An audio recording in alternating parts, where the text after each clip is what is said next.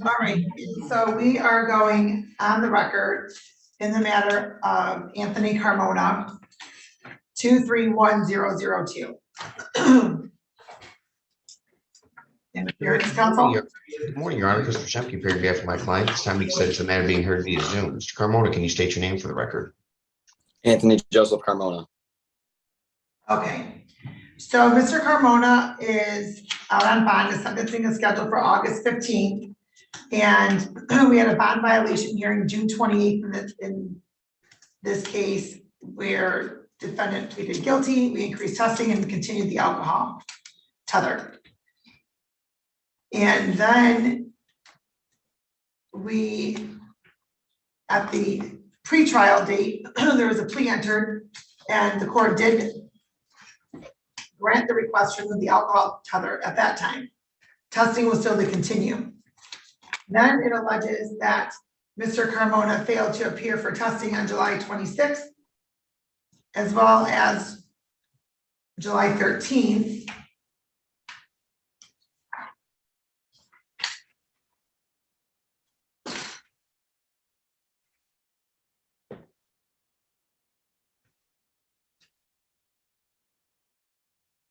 And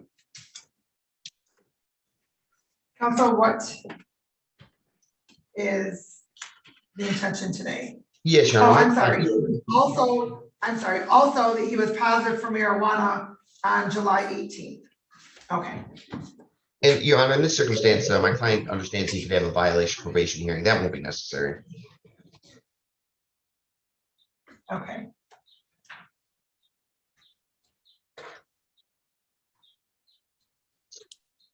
All right, Mr. Carmona, please raise your right hand.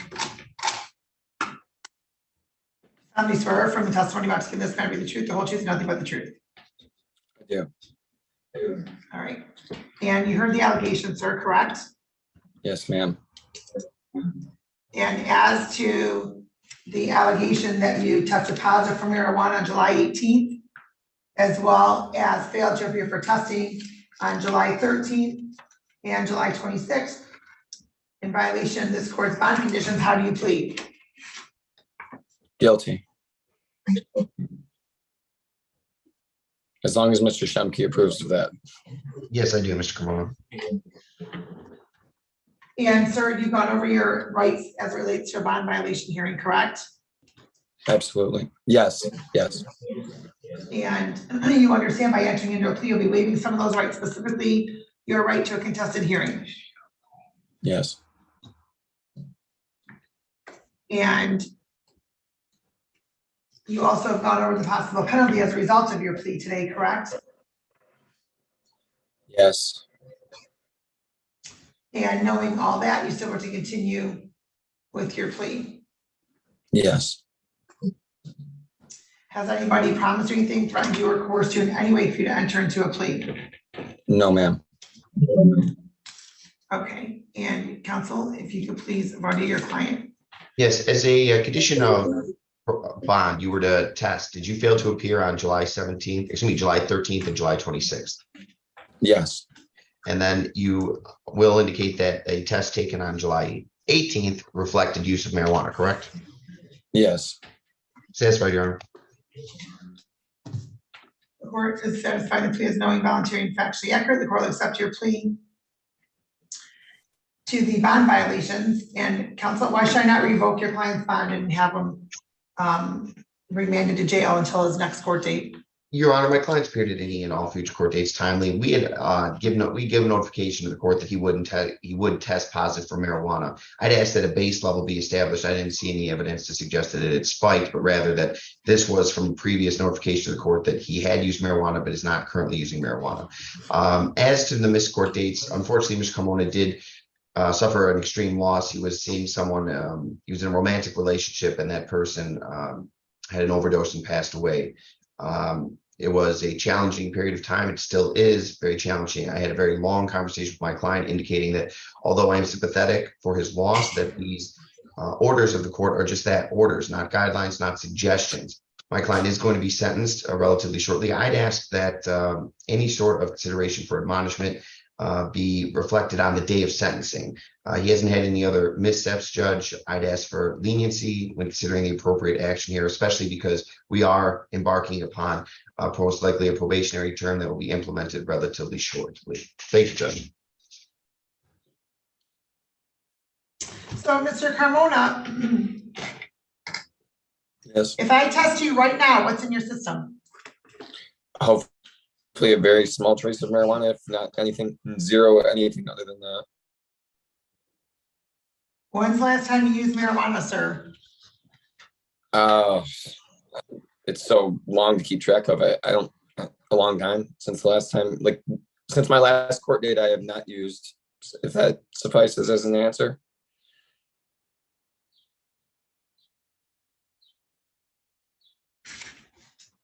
And yet you were with an individual that overdosed. Judge, he wasn't with that individual. That person, in my understanding, they overdosed. He was not using any sort of narcotics, and that person didn't overdose on marijuana, Judge. Right, it appears as though that was cocaine, correct? Correct, which my client is not tested positive for. I've always expressed to him that he should avoid toxic friendships or be around anything like that. But in this circumstance, Judge, my client did not imbibe, he did not use, he did not distribute. And it's a tragic scenario, but my client was not a factor in that scenario.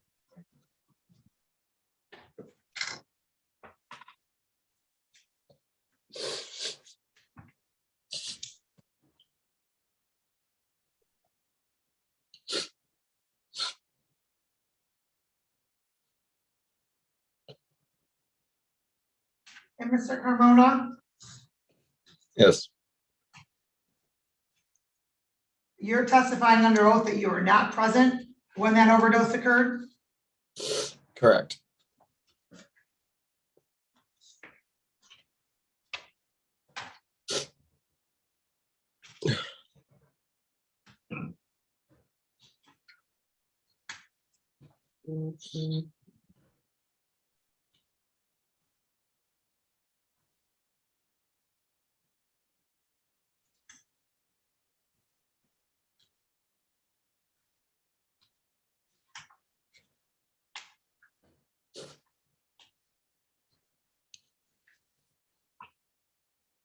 In fact, she had been doing it because we were fighting. Sorry about that. And I was actually absent. She was calling my phone and I had text messages to say, come home, come home, come home. And I just wouldn't, and wish I did.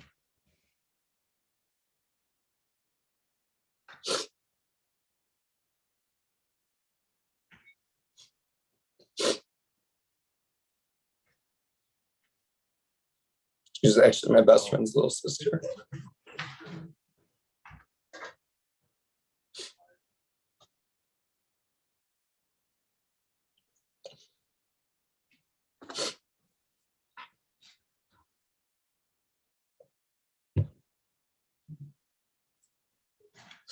And sir, why didn't you appear for the testing? I was actually trying to go to the hospital the next day. My main focus was seeing her. Honestly, I don't know. That day I can say outside circumstances took precedence, probably unrightfully so, took precedence over my own drug testing. I wasn't thinking clearly.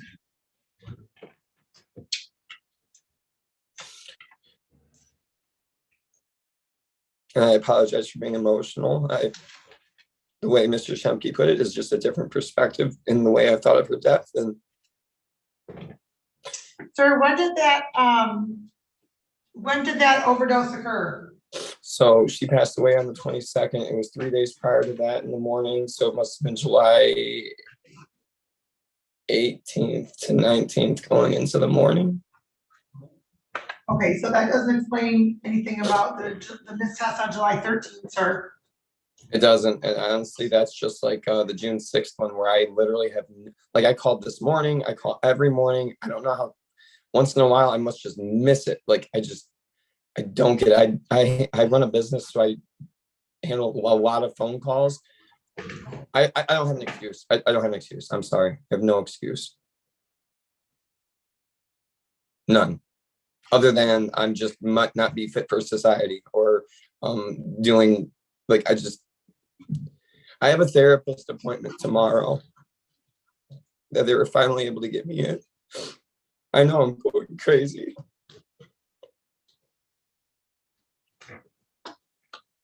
Well, sir, here's the thing, right? This isn't your first violation of bond. No.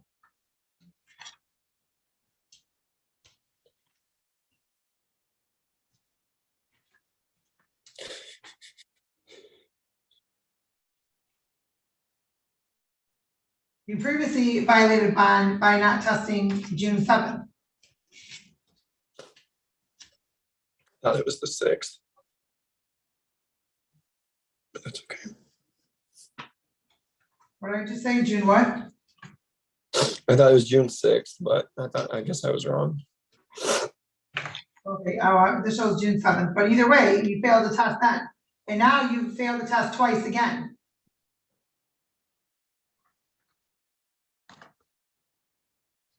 And where is it that your therapist appointment is at, sir?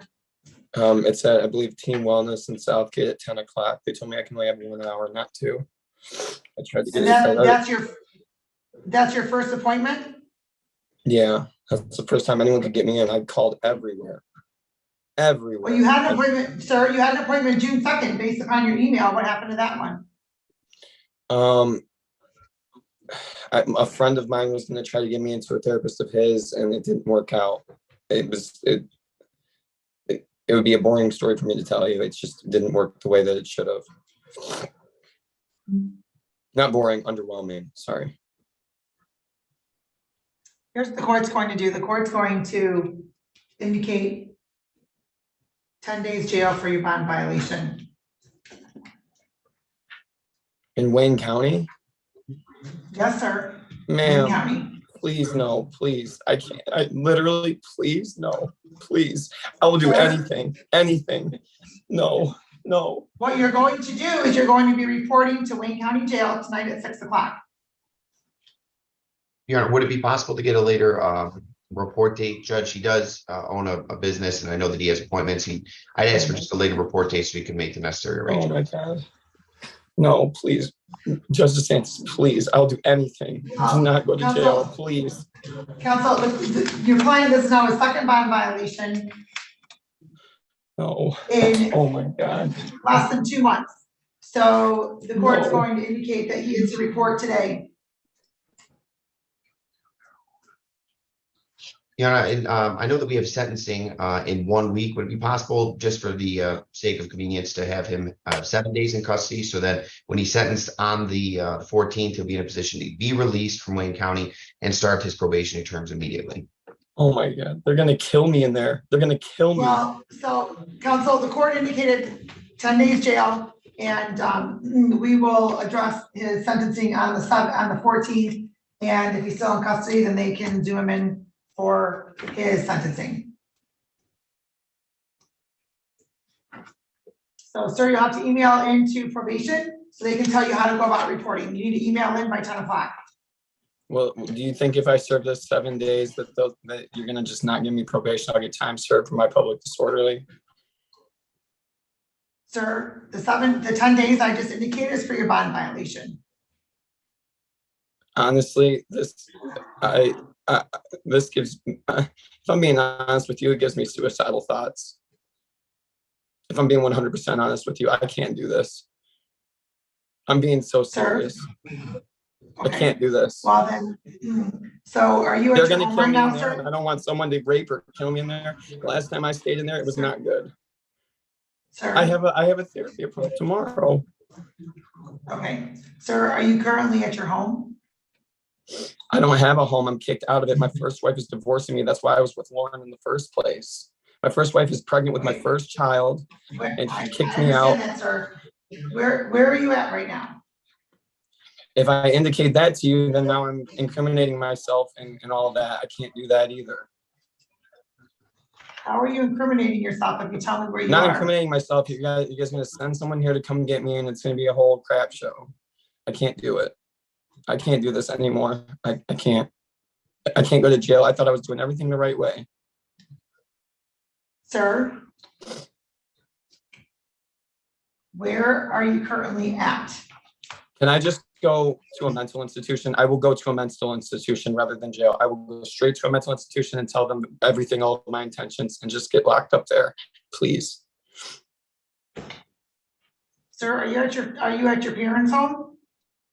No, I'm not anywhere to be found, and I'm at a hotel under someone else's name because I lost my ID.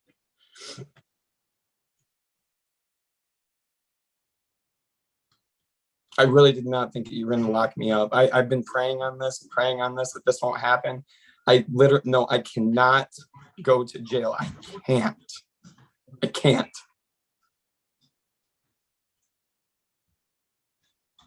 Sir, let me just tell you this right now. Cannot go to jail.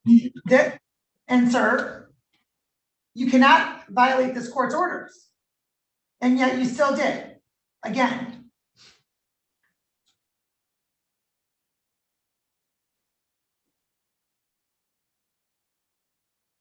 So I'm ordering you to tell me where you are.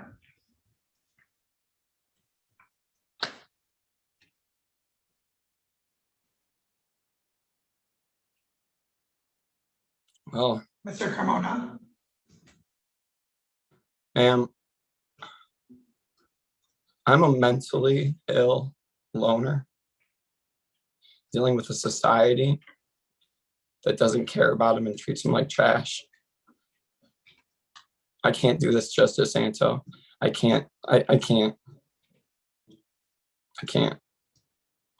Sir, we cannot help you if you're not telling us where you are. You're not helping me. You're not helping me at all. You're not hearing me, and you have no empathy towards people. Okay. The love of my life that's died. The love of my life died. I don't think you understand. Do you understand what you have when you have everything, but you have no one? It's like multiplying by zero. You have nothing.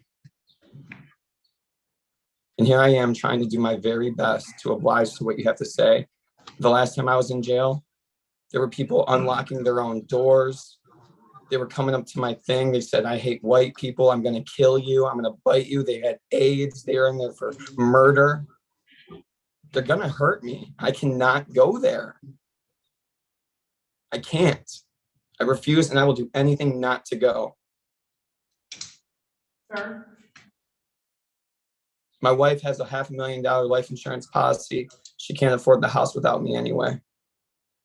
I don't know if suicide counts and constitutes as she'll still get the $500,000, but she's better off without me anyway. I can't do this, Judge. I cannot go to jail again. If it was Dickerson, I could do it. If it was Dickerson, I'd be like, lock me up, throw away the key until it's time to get off. I cannot go to Wayne County. I just can't. Sir, just so you're aware, Dickerson is Wayne County Jail. Yeah, but Dickerson, you only had misdemeanor people going in there. I went in there when I was 17 years old. It was totally fine. You walked around like it was nothing. Wayne County, you are in there. Everyone has red wristbands on except me. And they're all like, oh, they're not going to catch me for this murder over here because I was in this spot of the parking lot. Oh, they're not going to catch me for this. I got away with murder like 75 times. It's insane. I cannot go. The last time I was there, I was in a fetal position, laying under two guys, so hoping that other guys wouldn't get to me, crying my eyes out, not able to sleep. Next to cockroaches crawling in front of my face. This is the truth. I don't care how humiliating it sounds. It's the worst place in the stinking world. I cannot do it. I can't.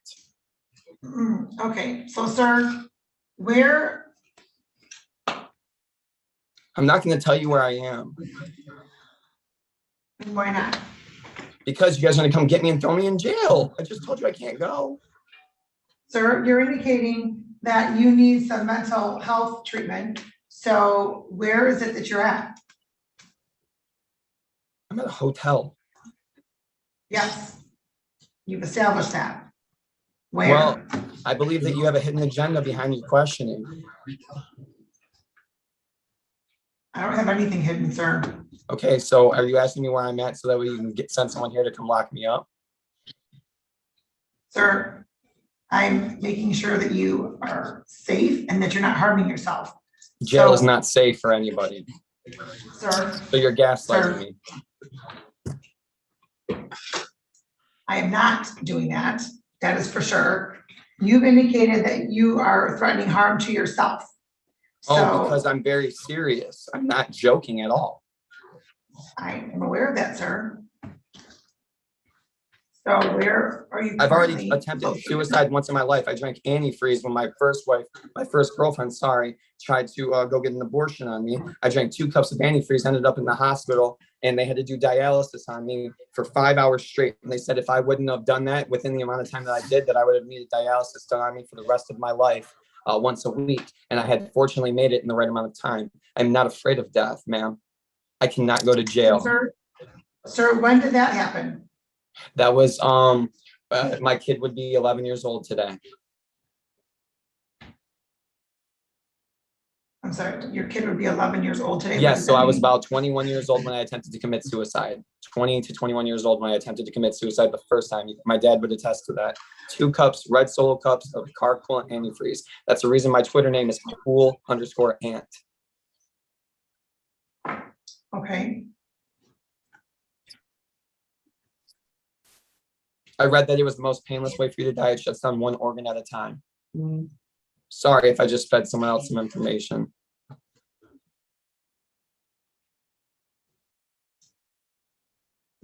So, sir, what can, Ma'am, I got drunk at a bar one night. This is all over me getting drunk at a bar one night.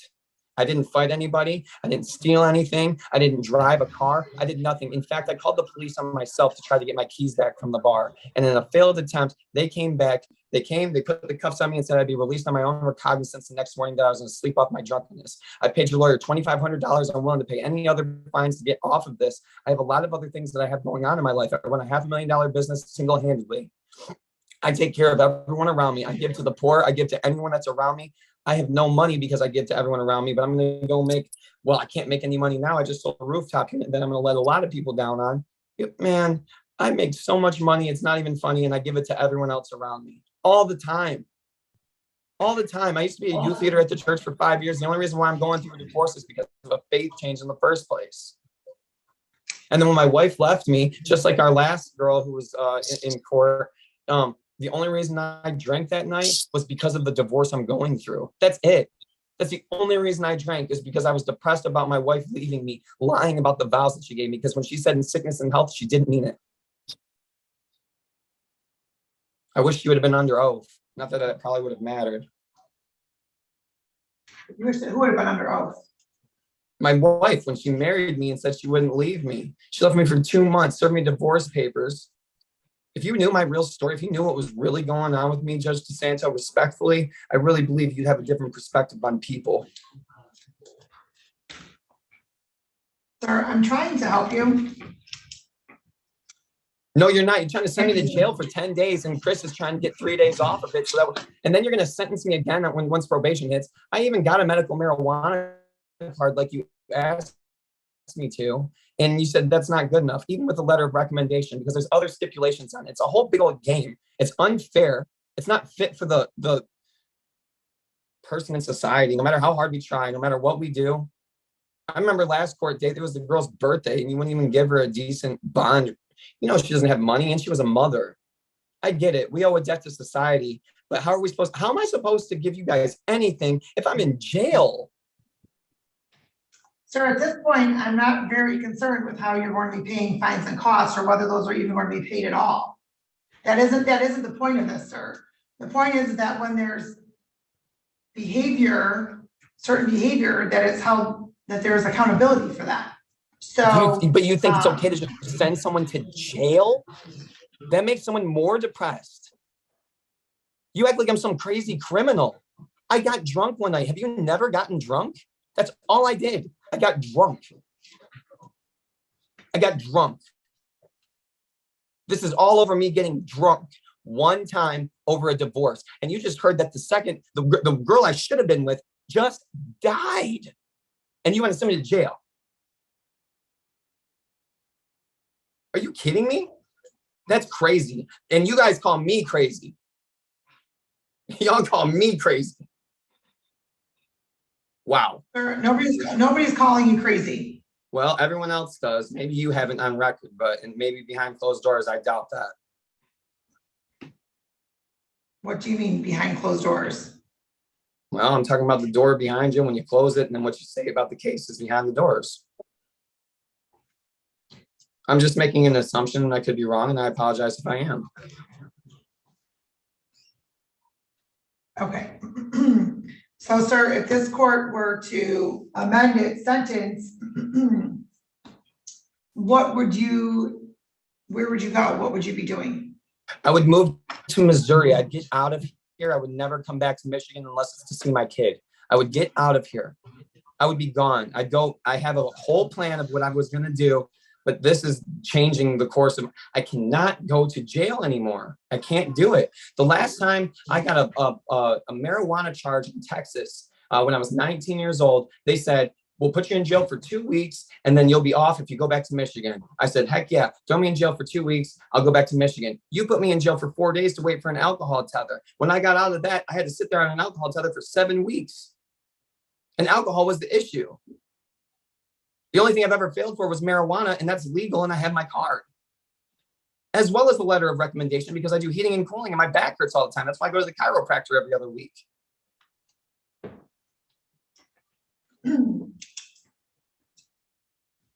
Sir. There will be a suicide on your hands if you cannot help me here. Sir, I'm trying to help you, and you're not letting me know. All you got to say is you're not going to jail. All you got to say is you're not going to jail, and I promise I will be on the straight and narrow. Sir? That's it. That's all you got to say. If not, you indicated you would be on the straight and narrow when you were last out on bond. And then my wife died. Then my wife died. That was not your wife, sir. Well, that's not by the government standards. However, I go by the Bible. You asked me last time also, as a staple moment, when was 4th of July? That should be, you should know where you were. I don't celebrate 4th of July because I don't partake in traditions of men. Okay. Sir, if you were to walk into a hospital right now for mental health treatment, is that your plan?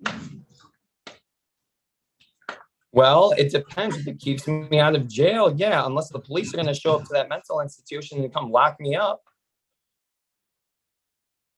Sir, if you're in the hospital, I can't imagine the police are going to be going there to then take you to jail because you're under medical treatment.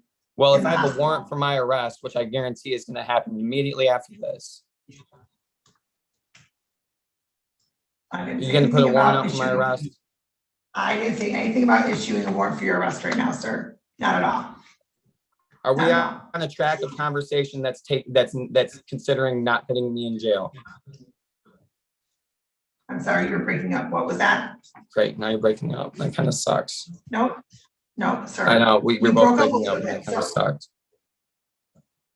Okay, your connection was not stable. So can you tell me what it is you just said, please? I said, are we on a track of conversation that's going to lead to me not going to jail? Otherwise, we're kind of just spinning our tires here. And I hate to waste time because it's your most valuable resource. I found that out through Lauren. You found that out where? When my fiance, whatever you'd like to call her, when she died, I recognized how limited time is. Okay. Well, sir, I'm on the track right now of trying to help you get the mental treatment. Yes, here we go. Help me. Yeah, excuse me, let me finish, please.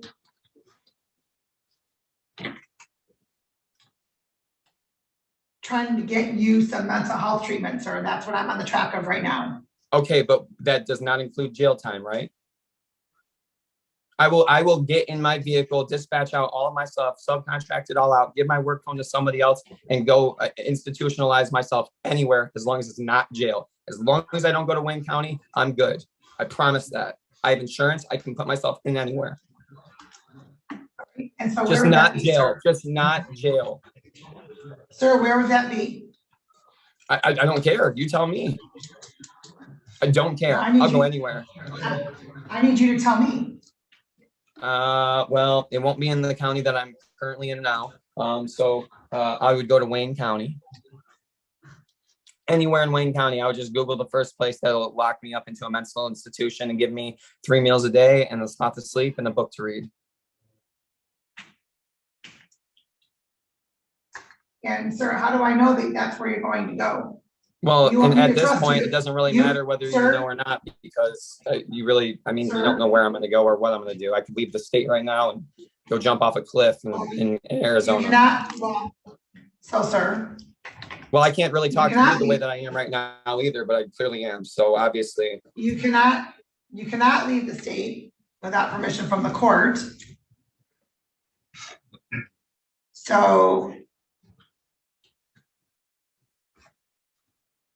how am I supposed to, you want me to trust you that you're going to do as you're saying? it doesn't matter So really how do you matter want whether me you to- trust me or not. I honestly, How do at you this want point, moving forward, I honestly, if I'm being honest with you, I don't know what my future actions are. No clue. None. My intentions are to go to a hospital. And sir, so that is what I'd like to know, because if you're going to go to a hospital, then I can have you tethered to the hospital for treatment, so then we can make sure that you're getting that treatment that you need. So that is the information that I need right now, sir.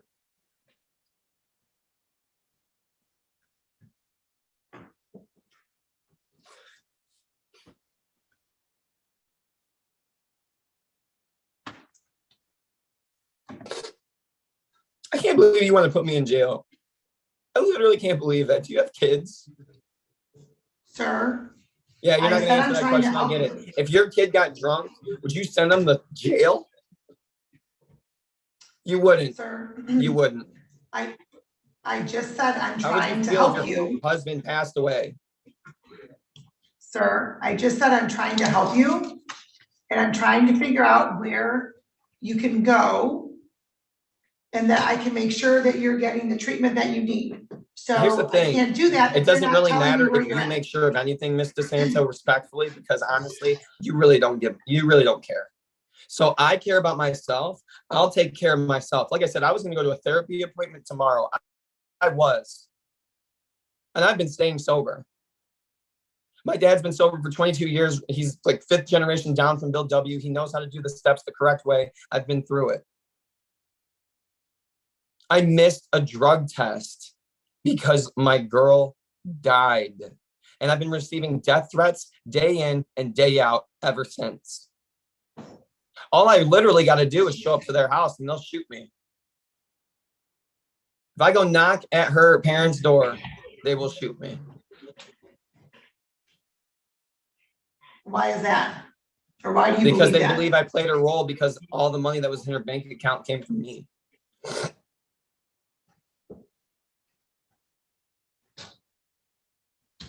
I put about 10 grand a week in her bank account. Because that's what I do. My business is a money-making machine. And when you lock me up, that stops. Like I said, I do about $500,000 a year single-handedly. I've been doing life right for a really long time. A really long time. But, you know, the smartest people tend to be the most insane. I'm left-handed too. Okay.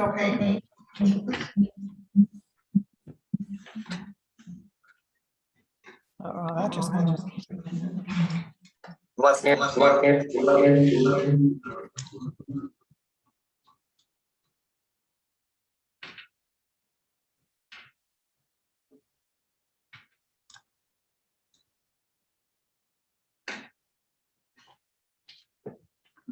I know Chris sir, is probably gonna drop me after this one. Either that or he's gonna be excited for how much I'm gonna be able to pay him for how much I would need him after this. Dude, if I go to jail, how am I going to jail? How So I'm would you trying even to help suggest you. that? Like, that doesn't even make sense to me at all. I've already done 4 days in Wayne County, plus the one that I stayed in Wyandotte. 5 days in jail already for getting drunk one time. I should have been let go immediately. I'll give you guys 20 grand, but it's not about money. I get it. This has been good training wheels for me up until this point. But when he started talking about her dying, I was already depressed. Then you compounded it. It was like ×5 as soon as you said, go to jail. Are you kidding me? You gotta be joking. You like, there's no way. There's no way. And the truth will set you free. So that's the only reason why I'm telling you all my intentions. I'm under oath right now. I'll tell you all the truth. Okay, and what is that? I already told you I'm suicidal. And so I'm trying to help you, sir. So I that's got a what I'm 20 trying gauge to find shotgun out. in here right now. It was for self-defense, I thought. I'll Kurt Cobain myself in here with no Courtney Love. And that's not a joke. Sir, I'm trying to help you. So I'm trying to figure out where is it that you Then I would need you to go? tell me there's no way I'm going to jail again. I need to hear it. Sir, what I'm trying to indicate and what I've been stating is that if you have a hospital that you are intending to go to for treatment, then you can be tethered to that treatment facility or that You know, hospital. they all laughed at So me I after need- my first court date, right? Everyone laughed at me So- for my first court date. There was a whole subtitle above it.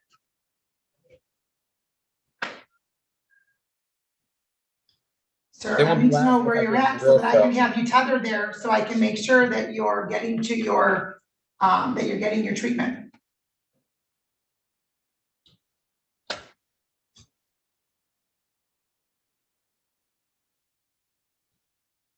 What's it matter to you if I get my treatment, Judge DeSanto? Because, sir, you need assistance in Mental health? your treatment. Mental health. Yes. You know, I was diagnosed bipolar, manic depressive, OCD, all this bull crap that I don't even believe in.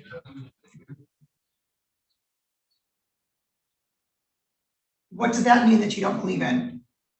Well, as soon as you tell someone they're bipolar, it puts them into a box. Kind of like when you say, hey, Black people this, or Asian people that, or men this, or woman that, or as soon as you say something about somebody, it automatically triggers in your brain what's wrong with them. And it already gives you an automatic,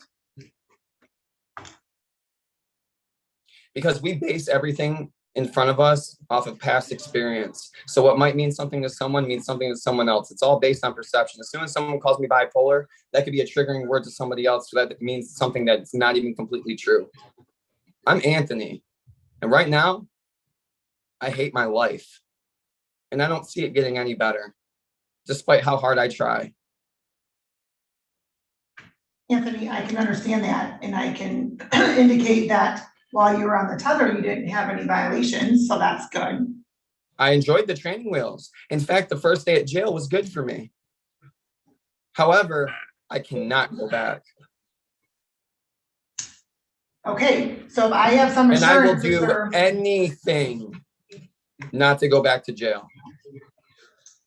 I understand what you're saying. So if I have some assurances, sir, as to where you're going to be receiving your treatment, and please, and then we can have you tethered there.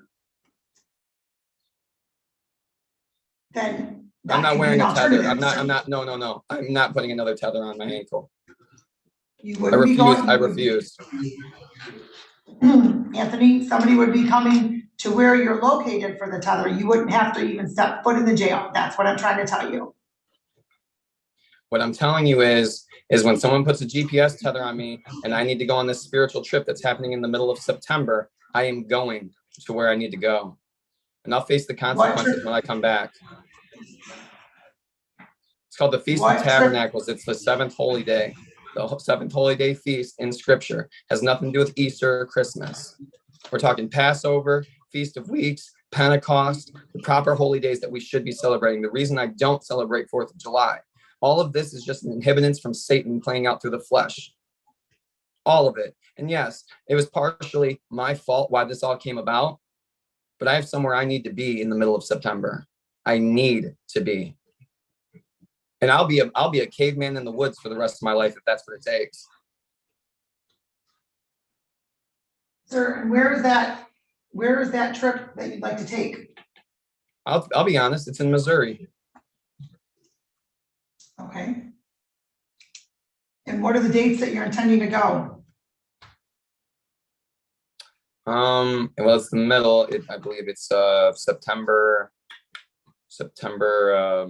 like 15th for 10 days. It's a 10-day camping trip.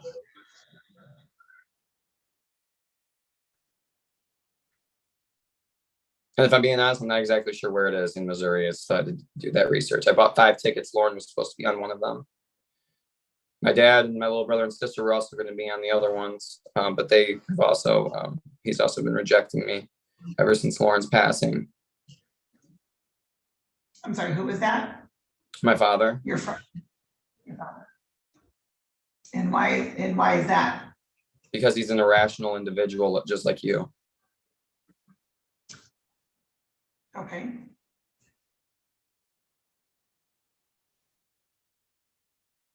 Sir, so if you were in the position of having to tell somebody when they violated your order a number of times, what would you suggest? I would weigh out what did this person do? How much time do they spend in jail? How sorry do they feel? And is jail time really what? I would look at it and say, you know what? Time served, you're good to go. You've been good to go for quite some time now, but we just keep yanking your chain because we're Wyandotte. You know what's really funny is that Wyandotte held the Guinness Book of World Records for a while for the most bars and churches per capita. You guys got the most bars in the area. Yet when someone drinks a little too much at one of them, stimulating the economy, they get locked up and charged more money and get told that they were wrong. How much sense does that make? None. It makes dollars.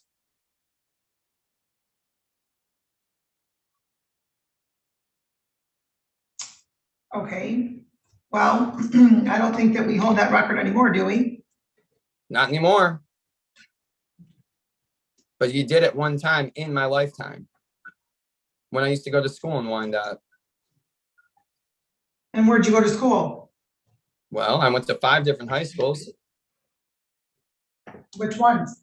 Melvindale, Lincoln Park, Roosevelt, Redford Union, RU High, which I usually was. And I also went to Vassar in up north of Saginaw when I was in juvenile treatment, where I received only 4.75 credits for about 7 months of lockup, which was kind of funny to me, but all we did was crosswords anyway. All I did was crosswords? Well, you know, yeah. I mean, that's the same thing you did in Wayne County Juvenile Detention Facility as well. I mean, it was crosswords and word searches, and you still got some type of credit for it. Are you any good at those? Is an elephant big? Is the Pope Catholic? I mean, that's brain mushing, time wasting. Yeah, come on. Yeah, I'm really good at them. Okay. So do you prefer crosswords or word searches? You guys sending someone to my location right now? Is that why you're trying to keep me on for so long? Sir, you haven't told me your location, so I don't know how I'm supposed to be doing that. Well, you know, I prefer word searches. So do I. I'm not great at crosswords. Probably don't do Sudoku either. Not me either, but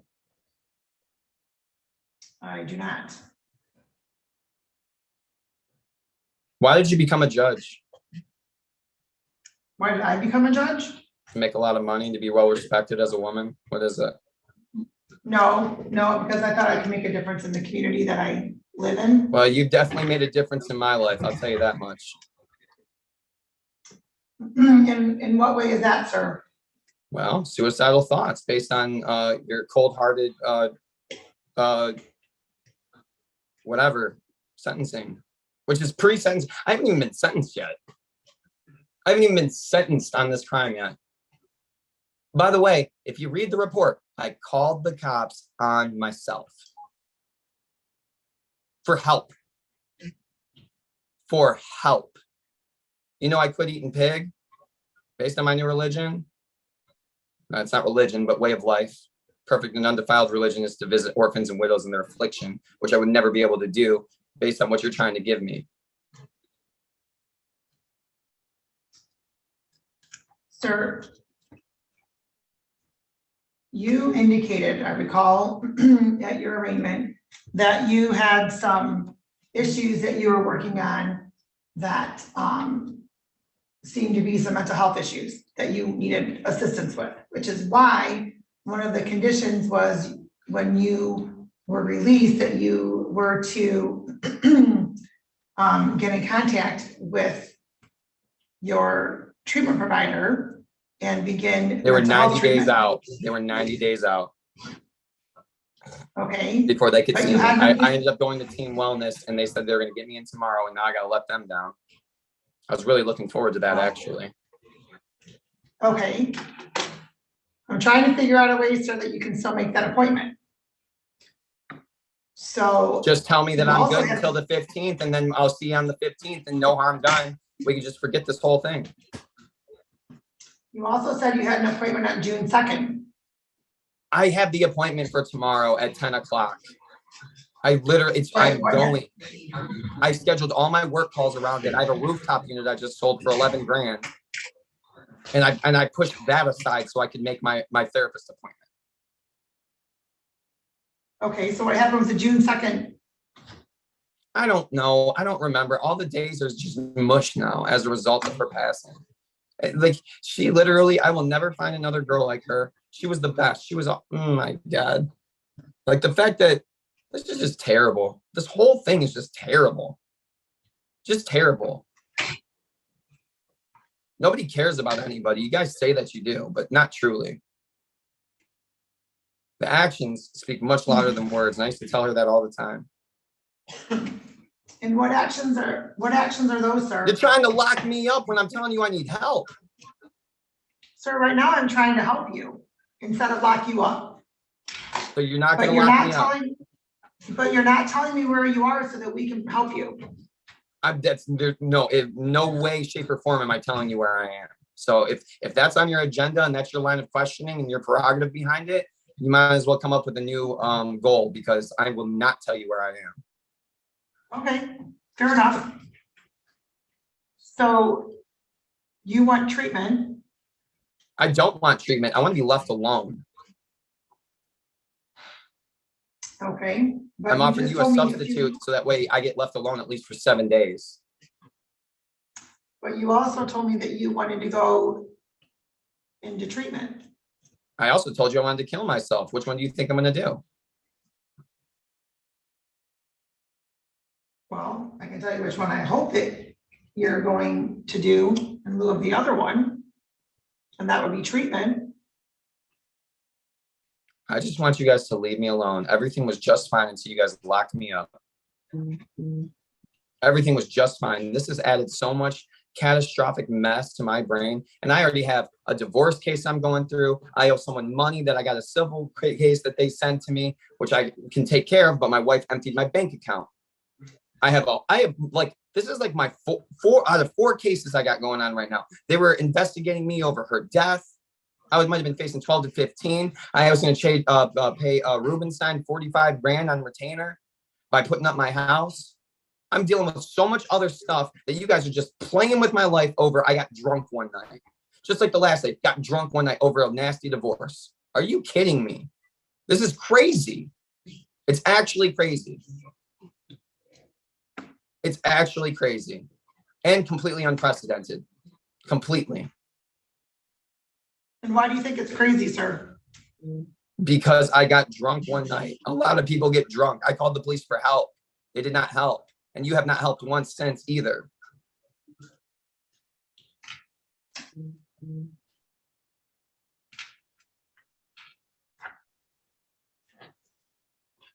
I mean, now you're listening to me, which is nice.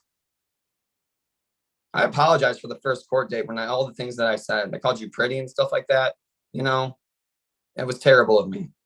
My dad said it was terrible of me. Despite everyone thought it was funny and blah, blah, blah. And I started dancing in the courtroom. But you could clearly tell at that court date there was something wrong with me mentally. I understand that, sir. You acknowledged that yourself that day. I don't recall that. I've rewatched that video 2 or 3 times. By the way, that was also the reason why Lauren got a hold of me in the first place, was because she saw that court tape.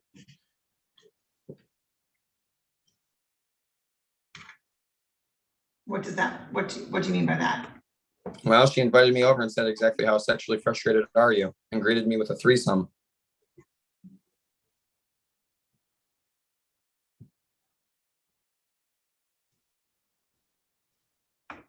Now that helped.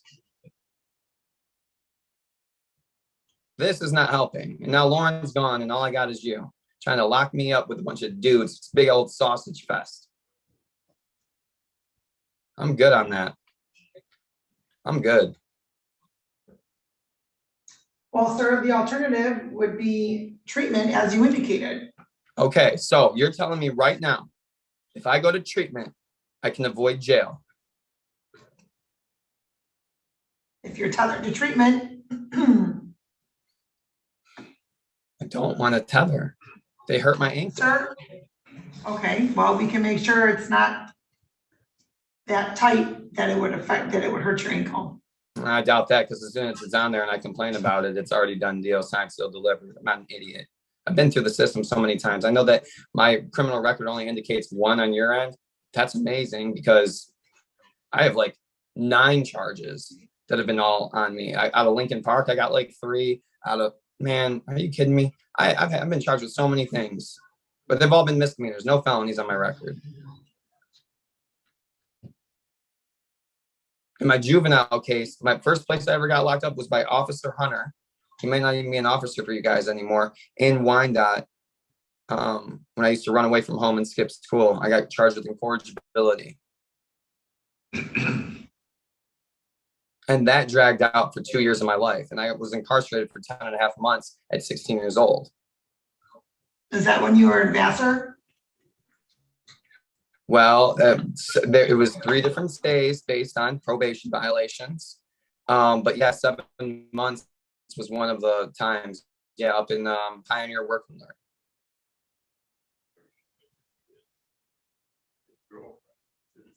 Okay. That And was a good program. so you liked that program? I did, but it's for juveniles.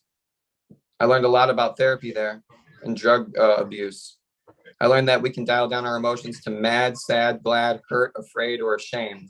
And mad is just a cover-up emotion for one of the other 4 outside of glad. And right now, I'm ashamed. I'm hurt. I'm sad. And I'm afraid. I feel all 4 at the same time. I can understand I feel that. hurt that I've been rejected by everyone in society.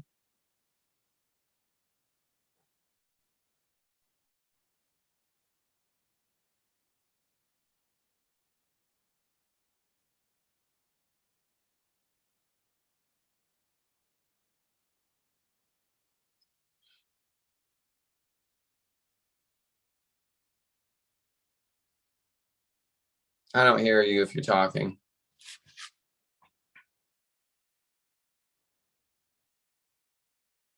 What was that, Mr. Carmona? Something happened with my audio. I didn't hear you if you were speaking. 27th District Court has left the conversation, so you're the only audio at your desk. Is that anything anyone's going to hear?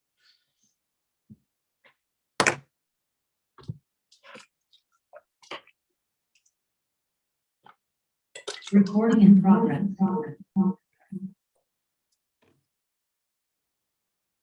I've been wearing her hat. I didn't want to wear it in court. Her favorite color was pink. All I can do is think about her anywhere I go, everything I do. I just notice things about her, things that remind me of her. Chris Shemke's tie is pink right now. I figured that was a sign as well. Thought it was going to be a good day. I thought it was going to be a good day.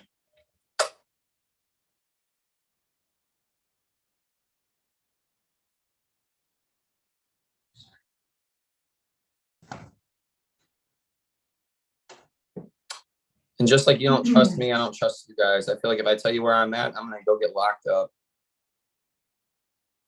What do you mean by that? I mean, if I go to a place, you say they're coming with a tether, they're gonna come put cuffs on me and take me to county and not really give a rat's butt about me. Because I had a membership at TPC Michigan on One Nicholas Drive. You understand the parallel there is between that golf course and jail? At jail, you ask them what time it is, they walk past you and don't even notice you. They don't give a crap. When I walk into TPC, they say, "Hello, Mr. Carmona, would you like a margarita with your salt that you have behind the counter? Are you shooting a round of golf? That's a nice shirt." Things of that nature. And so you golf a lot? Yes. Do you have a handicap when you golf?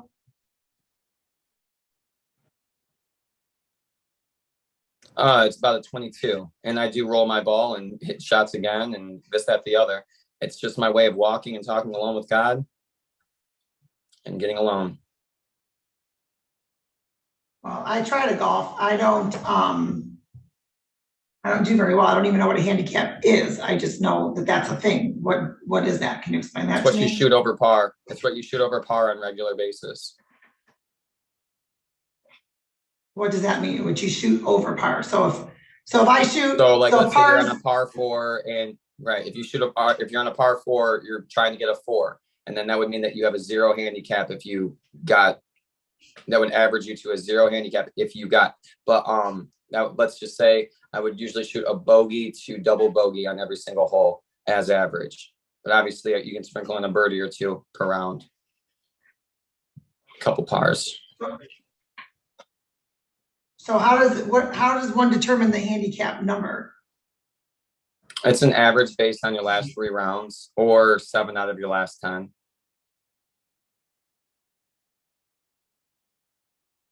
Let's say par for a course is 72 and you shoot a 94. You just shot 22 over. If you do that and you shoot 97 and then you shoot a 90, then you have an average of 94, then you have a 22 handicap. I was golfing with Lions players the other day, Graham Griska and Vaitai. I got their autograph on my scorecard. And what positions do they play? Oh, Graham Glasgow, isn't he on the offensive line? You know why? That's happening in my life. What's that? Correct. Yeah, I was golfing with them alongside them. They were great guys. You know what they said to me when I told them what was going on in my life? We're locking you up.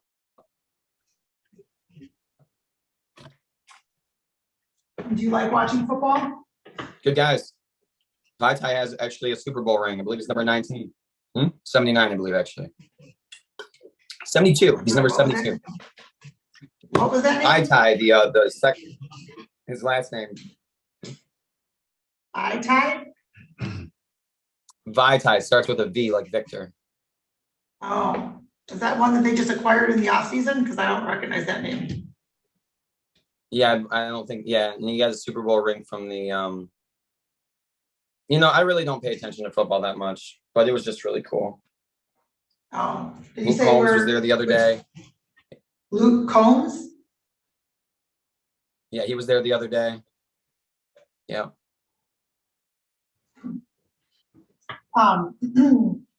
Where was the Vaitai guy? Where did he end up? Where did he get a Super Bowl ring from? From the Rams, I believe, actually. That's a good question. Oh, was that after Matthew Stafford was traded out there? Yeah, that's a sad thing too, That's I don't know. Honestly, I don't know. But what I'm saying is this whole thing that I'm dealing with in Wyandotte is crap. This is crap. This is dumb. There's people out here committing real crimes. I got drunk one night. I don't even drink anymore. I will never touch a drug in my entire life. Not even marijuana. I'm done smoking marijuana. It drove me crazy. I believe that's why my mental state is the way that it is, because how strong the weed is that they sell from the dispensaries. I will never touch weed again.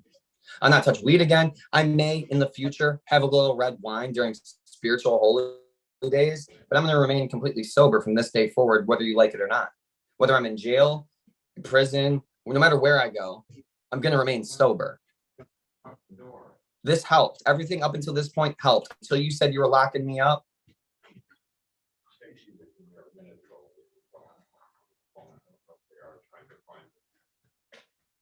Well, you said the alternative is that you And like now I mental don't feel health like I treatment, can trust correct? anything. Now I don't feel like I can trust anything. I can't trust anyone. I can't trust my ex-wife.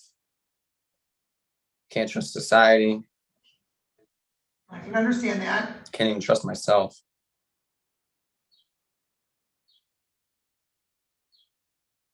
Do you trust yourself that you're not going to continue using marijuana? Guaranteed, I would never touch it again. It drove me insane. And I tried to conform it into my own narrative to say that it helps. But I've texted Chris that said I'm no longer going to fight the system anymore. But when you pour salt on a snail, what's it do? It cripples it. That's me to jail. As soon as you threaten me with jail, I will do anything not to go to jail. And I'm not trying to, well, I say that, you know, when you put that tether on me, it's basically jail. Why is that? Because I'm, okay. Lauren and I got tattoos before she passed. And she called me Aunt, just like my mom did. And her favorite color was pink, just like my mom's. So we went and got tattoos of an ant. And there's a specific Bible verse passage that talks about the ants. And it says, go to the ant, you lazy one, which having no overseer, commander, or ruler, provides her supplies in the harvest for the winter. Ants represent diligence, endurance, strength, provision. I'm an ant. And you're trying to smush me. I'm not trying to do that, Anthony. Well, I have a lot that I can offer to society if you just leave me alone. A lot. And what's that? Look at my business. What else? Look at my business. Well, every single household I enter, I'm the owner of the company. I give poor people free service calls. I sometimes hand out money. I offer prayer. The reason why I own my own business is to have that intimacy between me and the person in front of me in their own home. And I don't weigh them all out the same and say, well, your furnace is broke like theirs, so therefore you have to pay the same price. Every case is different. And you look at bond violations as jail time, period. Bond violation, jail time. No matter the circumstance. Despite the fact that I paid a bunch of money to your lawyer that has an office upstairs that's supposed to be on my behalf, but you don't even listen to him. So what was the point of that? Your attorney has an office upstairs where? Chris has the office right upstairs. You walk right up the stairs. I sat right outside of it waiting for him one day. Mr. Carmona, that's not my office. That's an office that can be used by many of the attorneys who go to the court. It's not my office. I don't have rent there or space. All right. Well, Chris, thank you for that correction. But do you have any other input in this scenario? What would you do if you were me? If you were me, Chris, what would you do right now? Mr. Carmona, I've made my allocution on your behalf, and I await the judge to make a decision. So he's got no answer. There you have it, ladies and gentlemen. Passive. Not taking responsibility for his client. Got it. Well, Anthony, what kind of responsibility do you want your attorney to take for you? I want him to go back to me and say, hey, this is wrong. This is wrong. He's already served his debt to society by going to jail and paying money. Let him go. He's got stuff, a lot more going on than this. Well, you did request that I not send you to jail. And the court disagreed with that, but the court is giving an alternative to you, sir.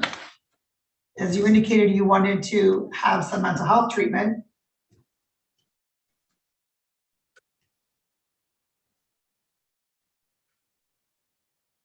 And To get my tether off, I did what nobody does, and I gave a couple gentlemen a ride home.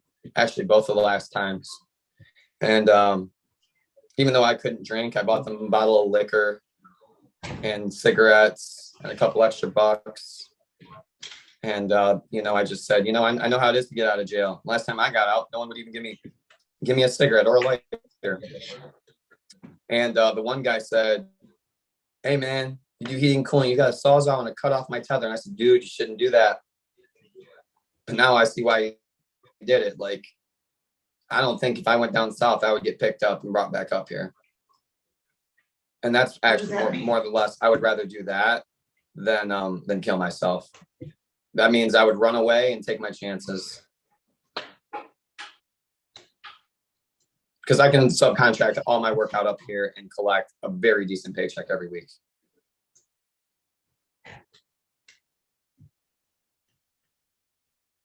And what kind of paycheck would that be? A lot of money every week.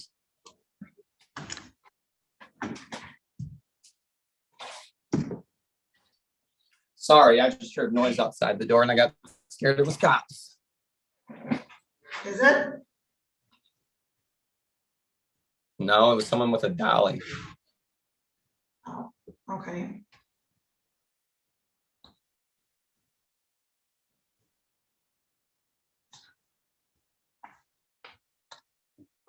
I would much rather just leave, never come back. Because here I am. The only reason why I've stayed here is to hope that I can get my name cleared from this silly little case. It's not working, no matter how hard I try. And people around me are dying.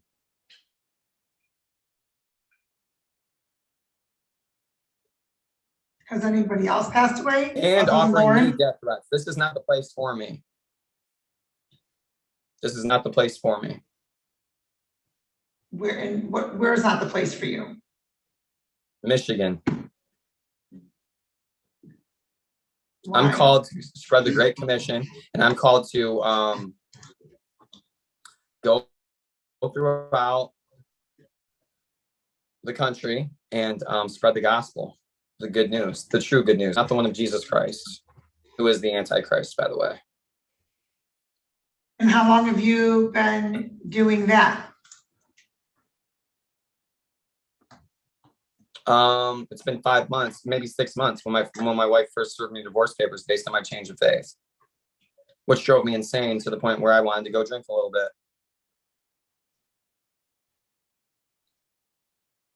This is all over a faith change, man. The entirety of it is over a faith change. I got Yahweh tattooed right here behind my ear. That's the true name of God. I have an interlinear Bible behind me right now that I was going to study after we got off of here, praising God that everything was just fine. But now I'm feeling a calling on something else. And it's not suicide, but I will tell you, if I'm being truthful, those thoughts do pass through my mind from time to time from Satan. I do have a shotgun, and I shouldn't. My dad gave it to me in my storage unit, and I didn't want it back because I know my tendencies. When did he give it to you? Well, I went to my storage unit, I believe, yesterday, and it was there when it wasn't there before. It's registered in my name. I bought it right from Dunham's. It's $300, 20 gauge, Remington. And when did you do that? When did I purchase it? Yes. It was Thanksgiving, like 5 years ago. I've only shot it one time at a milk carton that had water in it, just to try it out in my my cousin's backyard, who has a shooting range. Where's that? The shooting range? Over in. Well, he has a spot where no one cares if you shoot guns because he's got a bunch of acreage over in not Chelsea, one of those cities though, over there. Manchester? Maybe What's that? Manchester? Manchester? No. Celine.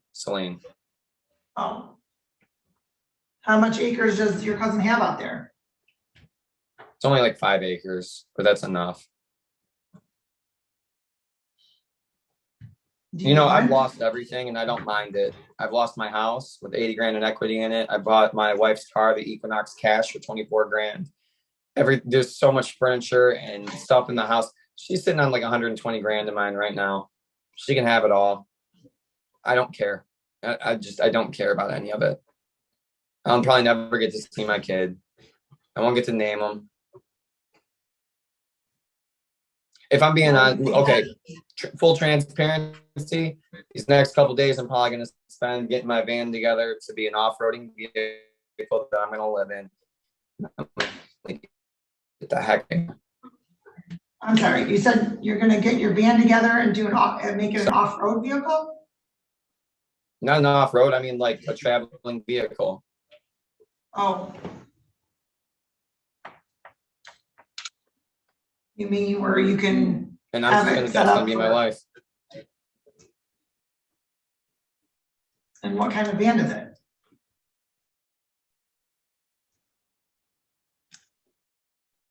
Plenty of videos on how to do it. And I don't think I'm gonna get picked out and get called back here based on a public intoxication misdemeanor charge. I believe that would be way too much resources to bring me back up here. And you're going to travel everywhere or just to Missouri?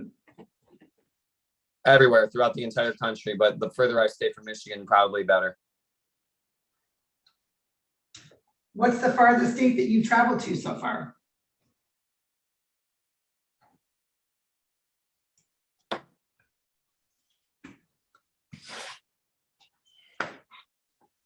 Anthony? I feel really bad that it's breaking up so badly. Oh, that's okay. What's the farthest state that you've traveled? I've only been to Vegas. Actually, that's the first time first wife ever saw me got drunk was in Vegas. And that's where kind of everything started with her skepticism on my drinking. I know you probably remember her from the first court date we had. She's only seen me drunk one time.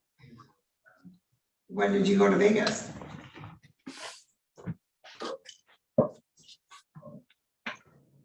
When were you in Vegas with your wife? I went to the National Bryant Dealers Convention back in October. It was right after the Carrier one. Beller Young, right down the road on Northline, sent me. You know, Oh, okay. wife and I, however it goes. Have you ever been to Missouri before? Where does he want to go? Yeah, Missouri. Have you been there before? Never.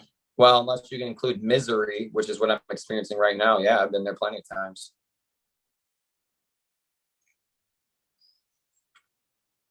All right, well, I've only been to Missouri to drive through it, but so other than Nevada, where else have you been? What other states have you been? Well, anyway, I don't know how close we are to concluding this Zoom meeting. I don't know how we're going to conclude it, but whatever you're telling me to do, I really don't want to do. And if I'm being honest with you, I'm not going to have you waste resources and send someone somewhere that I'm not going to be. Because the most valuable resource we have is time, and I don't want to waste anybody else's. Oh, I understand that. I understand that, Anthony. I'm just trying to figure out how we can get you the help that you want. Hey, I'm giving you the answer. Leave me alone, and that will be the best help you will ever give me. Okay, well, at some point I can do that, but I can't do that right now. No, you can do whatever you want. And so can I. And why is that? You can do whatever you want. And I can also do whatever I want. So for you to say you can't, whether you say you can or you can't, you're right.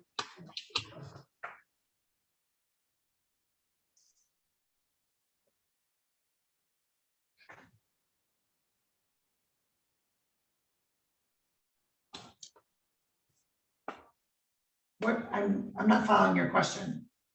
It's not a question. I said, whether you say you can or you cannot, you are correct. That's a life lesson. Oh, okay. So if you say you can't, I So- believe you. Well, what are some options you have for treatment that you'd like to have? The Bible. That's the only place I go to for guidance, period. Not a pastor, not some man who thinks they know about the Bible. I go to scripture and God alone.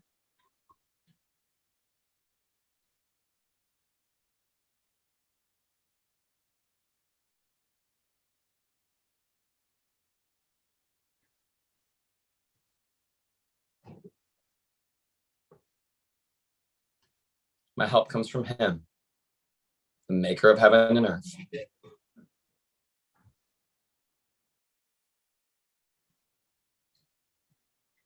Okay, and so how do you think that he's able to, the maker of heaven and earth is able to help you? Is the Pope Catholic? Yeah. Is an elephant big? Yeah. Yeah, absolutely. That's a silly question. They say there's not such thing as a silly question. That's a silly question. Can he help me? He made me from dust. No, Anthony, I asked, how can he help you? Well, you know, his ways are above my ways. And you know what? Every single day I turn a corner, I see a miracle that I didn't even think was possible. So for me to tell you how I think he can help me, I have no clue, but I'm super excited to find out.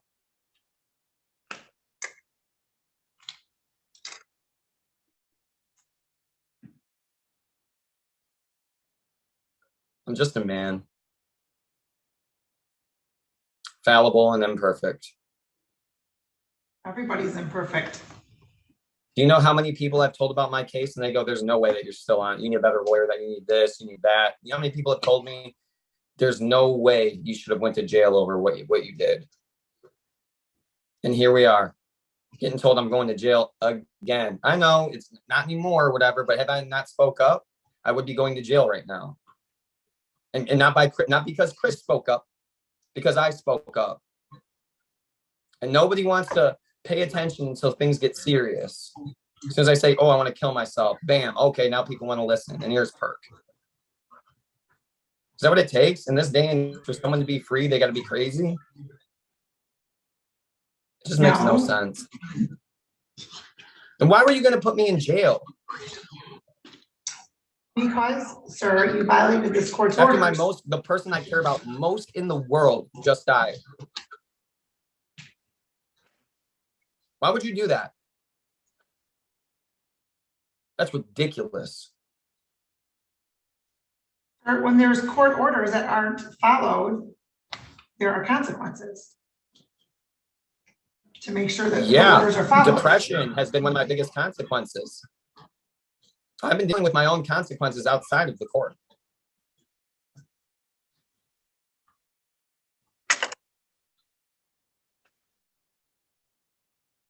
And so how are you dealing with those consequences? I was dealing with them very well until this morning. Okay, what were you doing to deal with those? Working, reading. I have a journal I've been writing in.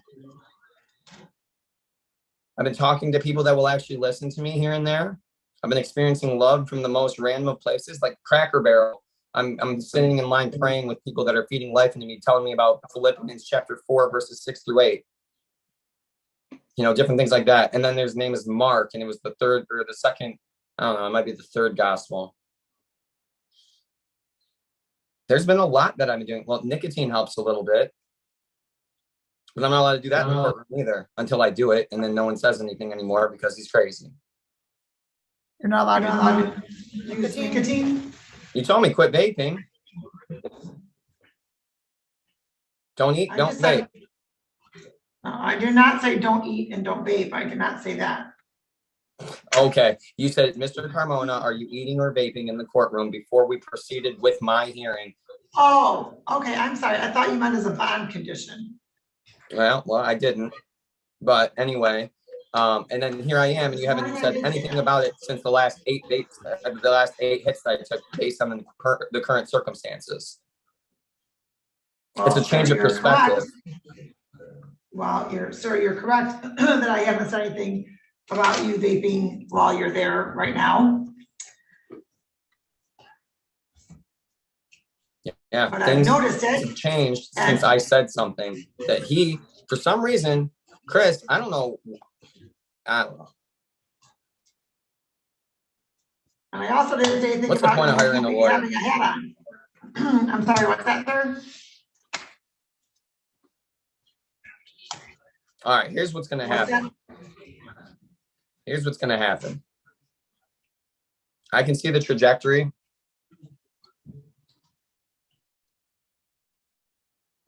of what's gonna happen in the future to me if I oblige and if I don't. And it's a long road and I don't have time for this. I just don't. So after we get off this call, I'm gonna start getting my stuff together. And I'm gonna be heading out. I'm gonna get out of Dodge. That's what's happening.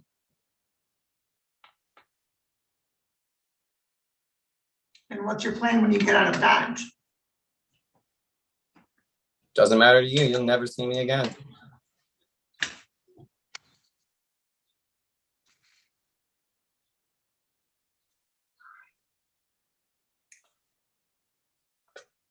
I'll get out of Dodge. Maybe I'll write a book. Michigan? Oh yeah, I'm out of here for a fact. I'll probably go to not to Missouri because I think that's too close and they will bring me back from there. I'm gonna go much further than that, maybe California, and stay at one of those parks where all the homeless people are at. One of those communities where no one else can get in there except the person who, except people who live there. Cops don't even come into them. Unfortunately, they're infiltrated with drugs. I've been staying at marinas and stuff up here, just trying to stay as incognito as possible, not because of the law, because of people who are out to get me. If you saw the amount of death threats that I've received as a result of Lauren's passing, you would not question my mental capacity at this point, or my mental state. Sorry.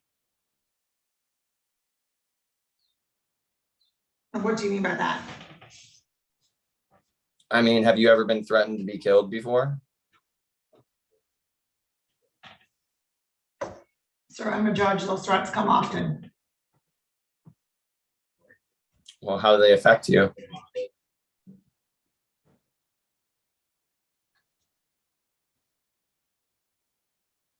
What do you mean? When someone says something like that to you, how are you affected by it, whether you believe it's being an empty threat or not? Because I've never received something like this before. I could see someone in jail who knows about me. I'm not safe here.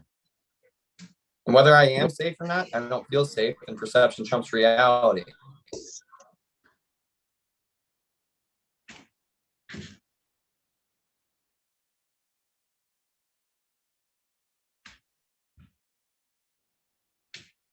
Since I don't have a tether on anymore, is it a felony to leave the state while you're on probation?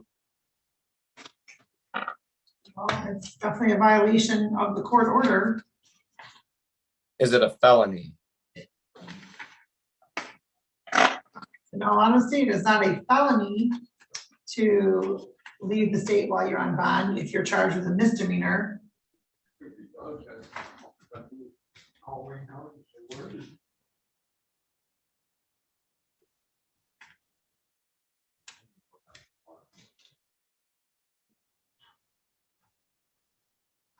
Well, Chris, you can keep the change, man. All good. I'll be fine. I'll be just fine. I know what I'm doing. Where is it you plan on going? Everywhere and anywhere, wherever I'm called.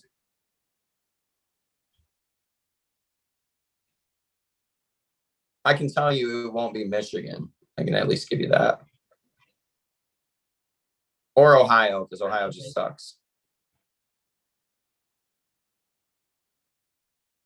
Why is Ohio so bad? Well, first of all, it's the longest, most boring part of the drive when you're going down to Florida. And there's nothing really there. And I don't know, I guess the rivalry between the football teams has always been deep-seated in me for no reason at all, just to get along with people.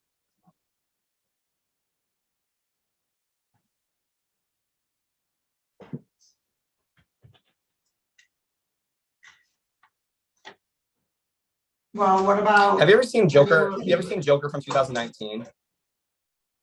Joker? The movie? I can tell you, I From honestly have not 2019. watched. Yeah. I have not watched many movies. What's that one about? You should watch that one. What's it about? It's about mental health. Lauren showed it to me, actually.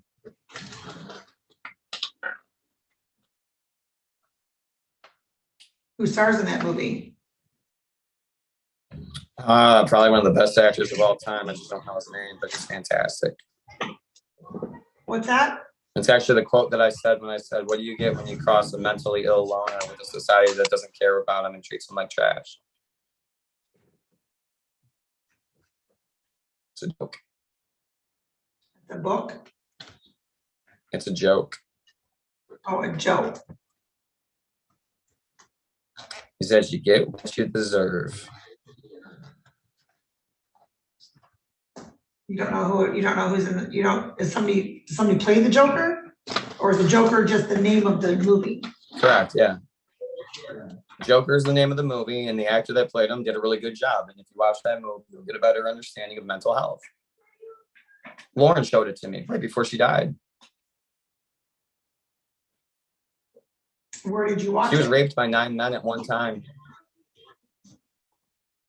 Well, that's definitely very traumatic and She was unfortunate. molested by her That's for dad. sure. Yeah, she was molested by her dad her entire life.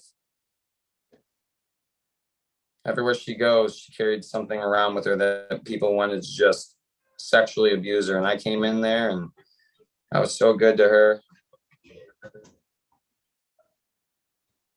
I was so good to her. And so how long were the two of you,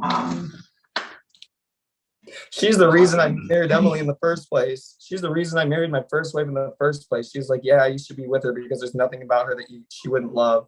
Also, I was the best man at her older brother's wedding because we were best friends. I caught the garter and she caught the bouquet. We did the song and dance, the seance that foreshadowed our relationship to follow. It was too short of time that I had with her. so you knew Lauren before you married your wife? I loved Lauren before I married my wife. But she was already in a committed relationship of 10 years. For 10 years? Yeah, so she wasn't an option.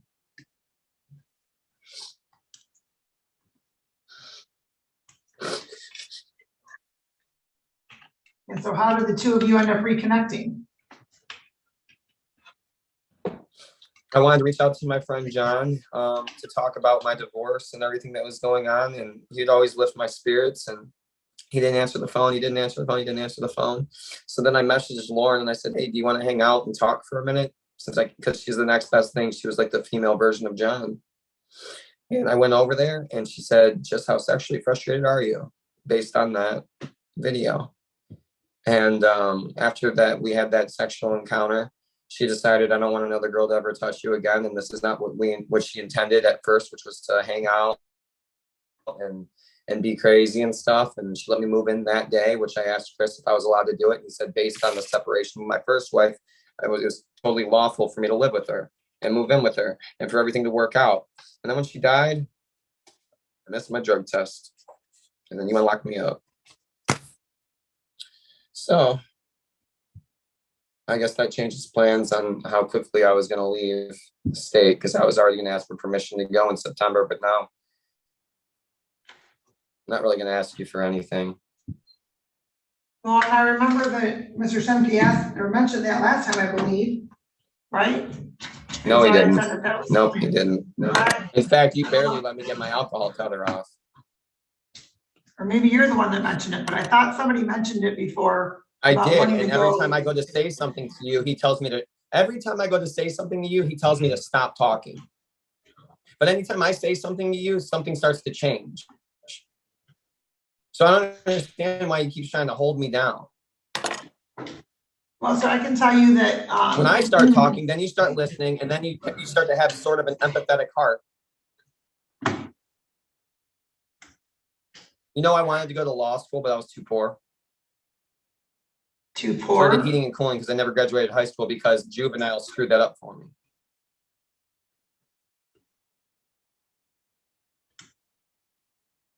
Did you get your high school diploma or did you get a GED? I got a GED. I quit high school and went the next day and took a test. And you passed it pretty well? Pretty easily? I did the things and then I walked out and people were still in there. They didn't even finish theirs. Like I was done with it in half the time. Didn't even need to double check my answers. It was that easy. No, It was much harder to get my smart. state contractor's license than it was the GED.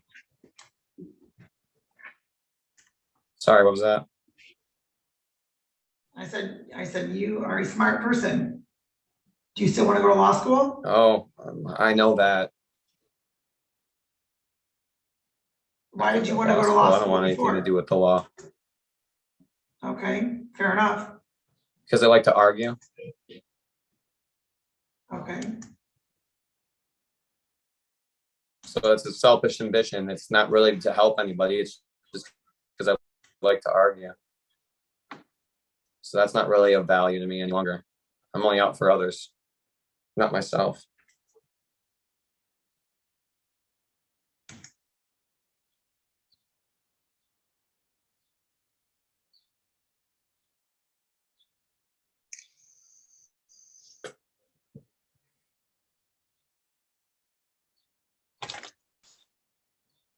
So do you want treatment? No, I want to be left alone. So when you said that you would rather go to treatment than go to jail, were you being honest with me or not? I would rather go to treatment than jail, but if I'm going to get a tether put on, I'd rather be dead. Well, then how am I supposed to know that you're in treatment, sir? So here's my deal. I'm going to end up getting locked up eventually. The best case that I have, the best shot I have is just run away. Dip on out. Maybe I'll get locked up. Maybe I won't. Maybe I'm prolonging the inevitable. Maybe I'll just be just fine living somewhere completely else for my entire life. Well, why do you think that you're going to be locked up eventually? If you are.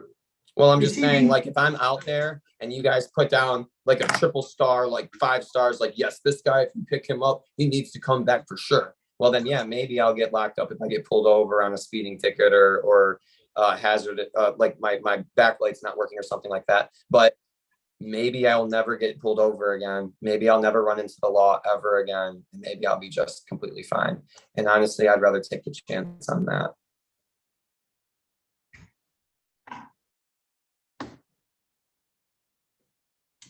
Just like the Haitian individual who asked me to cut his tether off with a sawzall, which I would not do. There was a Haitian individual that wanted you to cut their tether off? I thought he was crazy.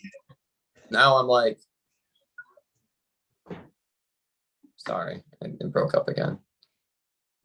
No, that's okay. You thought he was crazy and now you're what? Now I'm like, oh, I see your point.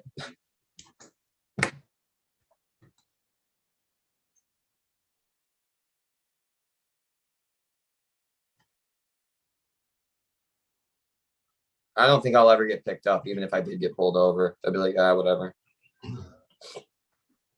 Because of how not serious my crime is.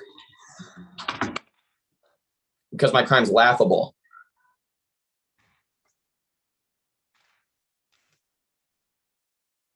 Because my whole life is a joke. Hence why I love that movie so much.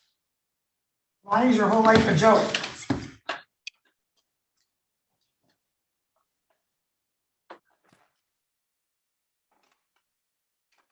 Why is your whole life a joke? Trying to reposition this computer. What's that? Well, look at the first court date. It was hilarious. All it was crafting lying emojis the entire time. Everywhere I go, I tell jokes. Hey, what's Bruce Lee's favorite drink? What, how? What's Adolf Hitler's favorite letter? I don't know either, but it's not Z.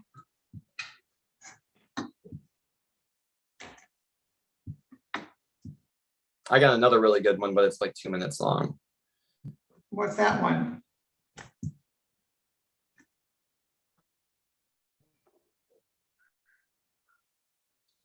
I don't know why the connection got so crappy all of a sudden. I got Verizon, pay $500 a month for my business account, and it doesn't even cooperate. I got my golf clubs. I got all my stuff. Pack it all up.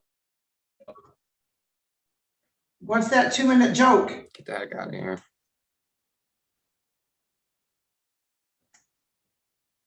Sell my Saturn Sky. Make money for child support once the baby's born. What's your 2-minute joke that you said you have? Never get to be a dad. You can sell Oh your my dad. gosh, there's a cockroach in here, dude. Ew. Oh my gosh. Okay. Okay. See, that's another sign I need to leave. Holy cow. I don't think that this is a joke. I'm not trying to take your guys' time lightly at all. I just want you to let me go and leave me alone. That's it. Just leave me alone. Well, you said you had Hands another on, so I can joke. go What's that? outside. Okay. Oh my goodness. Well, there's no punchline to it, if you want to know. Okay, well, go ahead. All right. It's pretty good. It's a dad joke.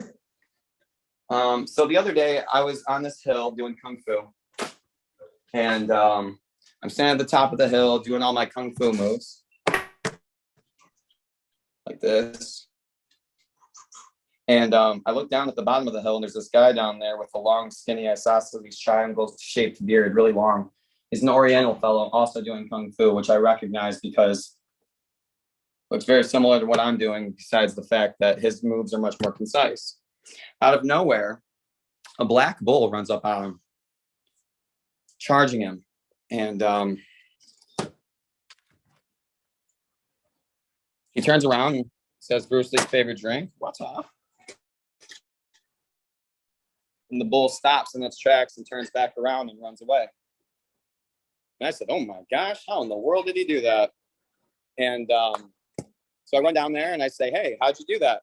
And he says, well, yes, young grasshopper, one must know the bull line. So I go, what the heck's he talking about? The bull line. So I go home, talk it over with the.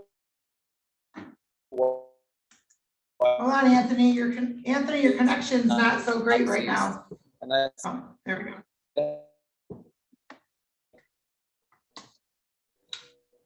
guy's crazy. The bull line, which I don't understand what it is. I think it was a line that anyway. Deja vu.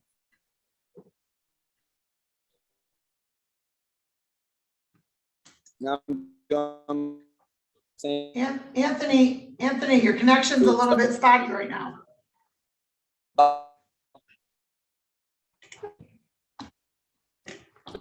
top of the one the same moves, and I'm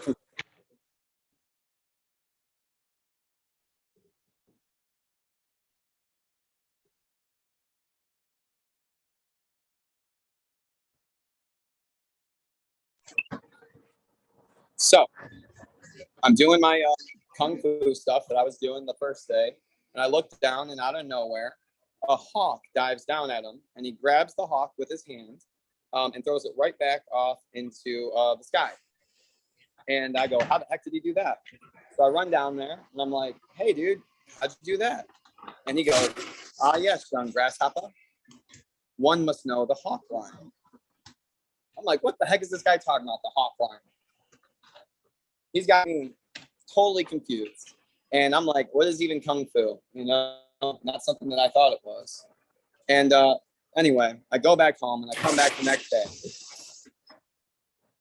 I'm doing my kung fu again, just like I did the prior 2 days. I look down the hill and the guy's down there and someone runs up on him 3 dudes actually, and start beating the mess out of him, punching him, no kicking, just straight punches. And I'm like, wow, he can't even handle fists from a person. That's terrible. They run his pockets. They take all of his money. They take his belt, not the black one, the Louis Vuitton, because people care much more about money than they do about people. They run off with all of his stuff. So I run down there to go help him out. He stands up on his own accord, and he looks me in the eyes, and he tells me something I will never forget. Ah, yes, young grasshopper. There is no punchline. Oh. Well, here you go. That was a night, that was pretty interesting, pretty long, pretty interesting. I shortened it. A tattoo artist told me that while we were getting our tattoos, and I got a kick out of it. We only kick Where out do of you it get your so much. tattoo? Oh, Yeah, all right, and where we do got you get- ant tattoos.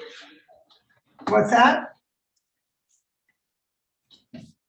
We got ant tattoos, like I told you. I didn't see where you said that your tattoo was.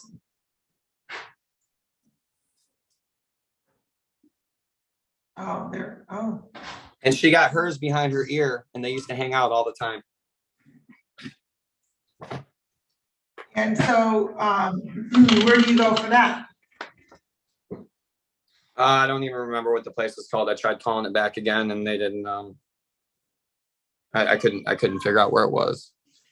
I actually didn't like it either, because when the guy was giving her tattoo, he was leaning up against her butt really bad and made her feel really uncomfortable. Did you get the tattoo behind your ear at the same location? Yeah, I usually do 2 at a time.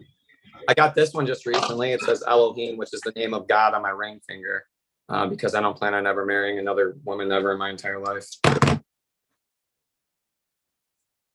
When did you get that one? At the Allen Park Street Fair the other night, my friend Tony was actually working the front desk, and he was the one who gave me my first tattoo as a kid, and I was like, wow, I'm in the right place at the right time. So he gave me that one, and then he also gave me this one, which is Ezekiel chapter 9 verses 3-5, which is how I know I'm sealed by Elohim. The term saved is a non-existent thing. It's not even real in the context that we believe it to be. Hence why I left the church. I would talk to Chris about these things, but he doesn't believe in God. Wow. All right. That's a deep subject. What? Wow. That one's even deeper.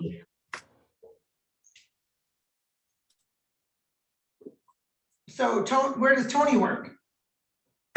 Right next to Marshall Music at that tattoo parlor. Oh, okay.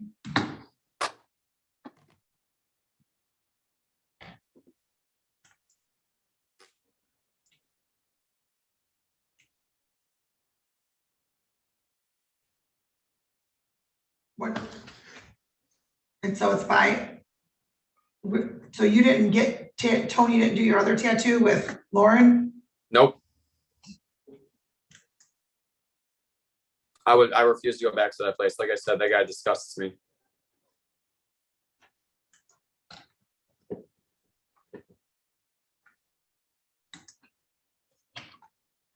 So is the reason why we're still on the Zoom because you're going to continue to try to convince me to go to a hospital? Like, are we at a standstill, like stalemate? Because I'm not going to go to the hospital. Why not? I'm also not going to go to jail. I'm not going to accept a tether. I'm just going to be a needle in a haystack, and I'm just going to be a homeless guy for the rest of my life. Well, how are you going to do your business? Conduct your business? All I do is beep, beep, boop, boop. I go beep, beep, boop, boop on my phone, send someone to go somewhere, collect the money, and then pay them out. I just subcontract it all. It's really easy. Making money for me is like one of the easiest things in the world. I wake up and get $3,000 cash just like that. And then I go out to eat. And then I sit there and figure out a way to make a little more money. And then I do all my Bible studying and all that stuff. Today actually is a spiritual day for me based on the lunar calendar. Do you know what the word moon means in Latin? The word what? Moon, like our moon. It actually means month. And that's actually the calendar we're supposed to be going by. not the Gregorian, not the one that was created by Pope Gregory, because Rome is actually the fourth beast from Scripture that rules with 7 heads on all 7 continents. You can read all about it in Revelation. Oh, I don't know when the end of the world's coming, but if you look at this day and age that we live in, we know our world works in numbers, right? What number is Michael Jordan? What number is LeBron James? What year are we in? What's 2 divided by 3? You got a calculator? What's 2 divided by 3? I give you a hint. That's the What's year that? we're in. 6 6 6 6 6 6 6 6 6 6 6 forever. That's the year we're in, and that's why I'm facing all this opposition, even though I've barely done anything wrong.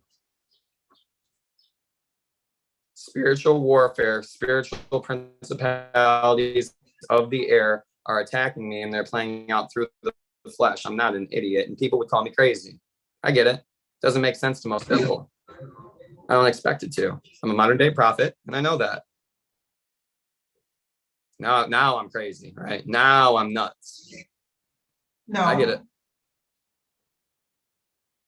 Hey, No, if you I'm read just- Galatians 4:16, it says, as a result of me telling the truth, have I become your enemy? Everyone in my life has. Okay. So you said that you wake up and you earn $3,000 a day? It depends on the Dispatch day. people out? Oh, it just depends on the day. Some days I lose $50. Some days I clear 10 grand. Some days, I make ridiculous money. I'm glad I never became a lawyer. I'd be working way too hard for the same money. Well, maybe not even that much money, actually, but, so you go out to eat every day? Well, yeah, except for the days that I'm not supposed to work, I get bread and peanut butter and jelly, and just because, like, I believe today to be the true Sabbath day based on the lunar calendar and the way that I study the moon. And so therefore I'm not allowed to buy horse today, period. That's why I own my own business, because if I worked for somebody else, they would force me to work. And so you just dispatch other people out? Oh, do you know why I started a heating and cooling company? Huh? Why?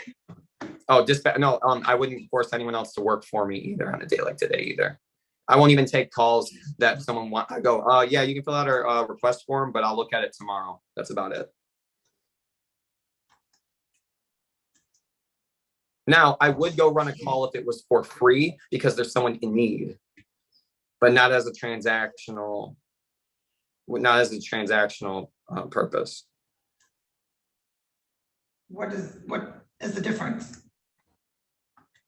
Like, if I'm going to accept money, it's for my own gain, and I wouldn't do it for that. Like, if I was going to someone's house because I feel like they're in need of something beyond their air conditioner being fixed, I would fix it for free. And then I would address whatever other issue. If they said, my husband just died and XYZ and my cooling is out, then yeah, I'd go there masked as I'm going there as a cooling guy, and I would hook them up. And I would pray with them, talk with them, show them scripture and spread the gospel, because that's the way that we're supposed to be doing it, is meeting in people's homes, not in big church buildings.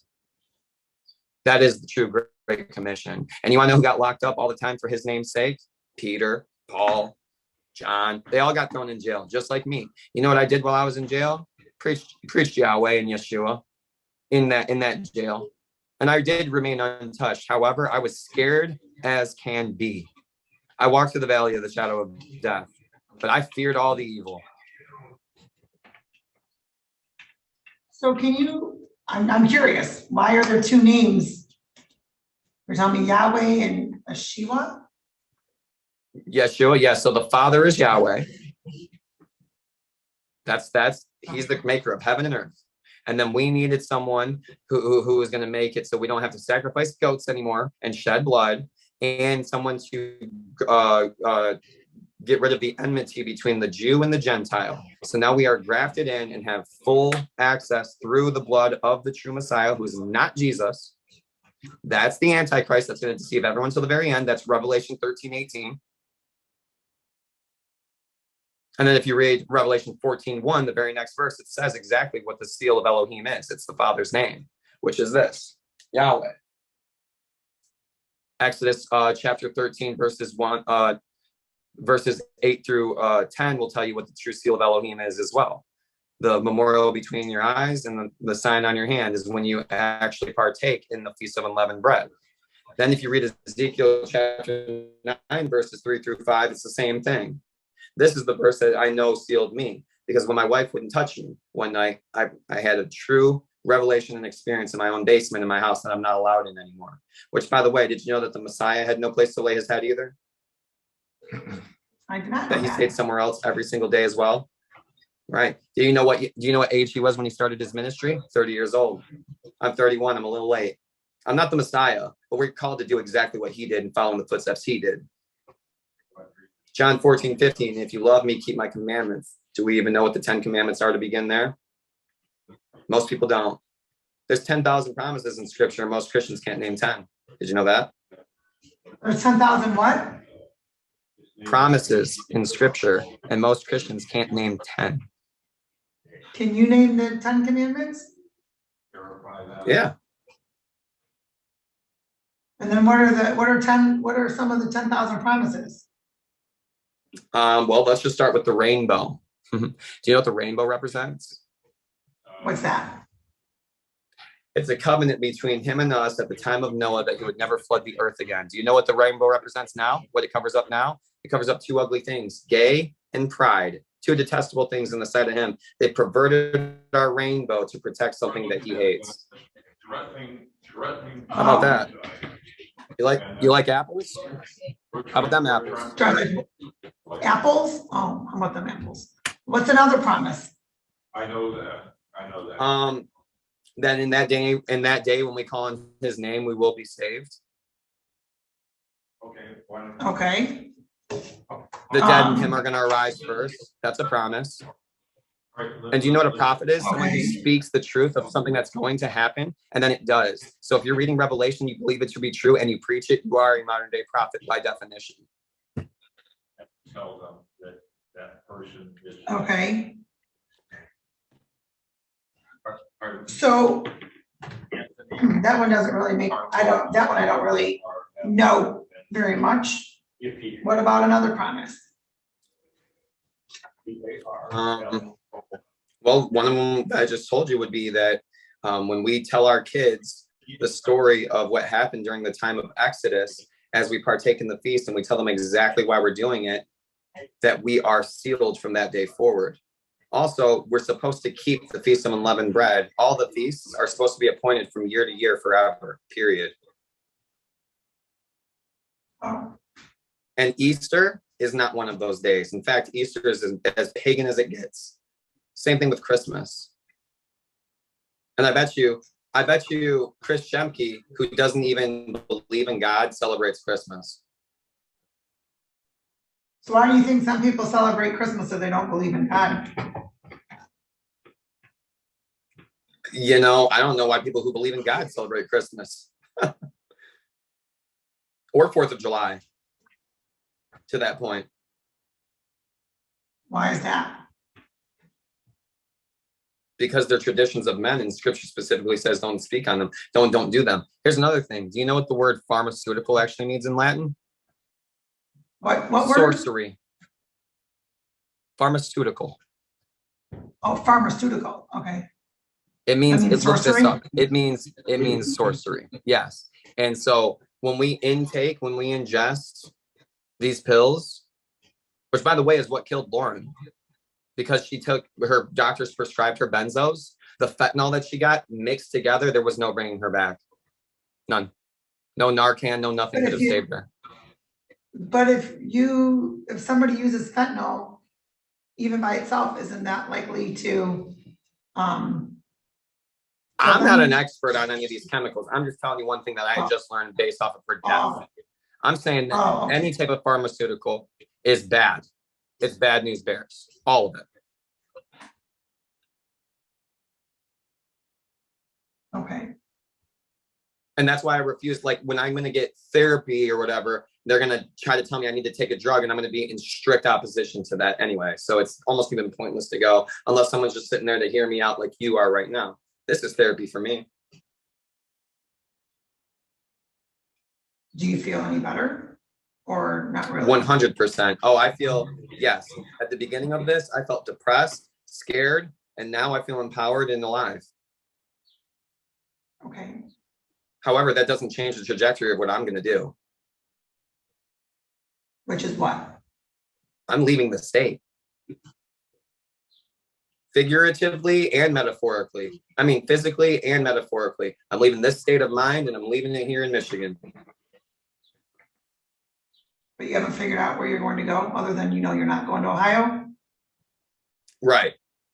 Correct. I might travel through Ohio for a little bit of time, but after I get out of Ohio, I mean, no, I'm not really.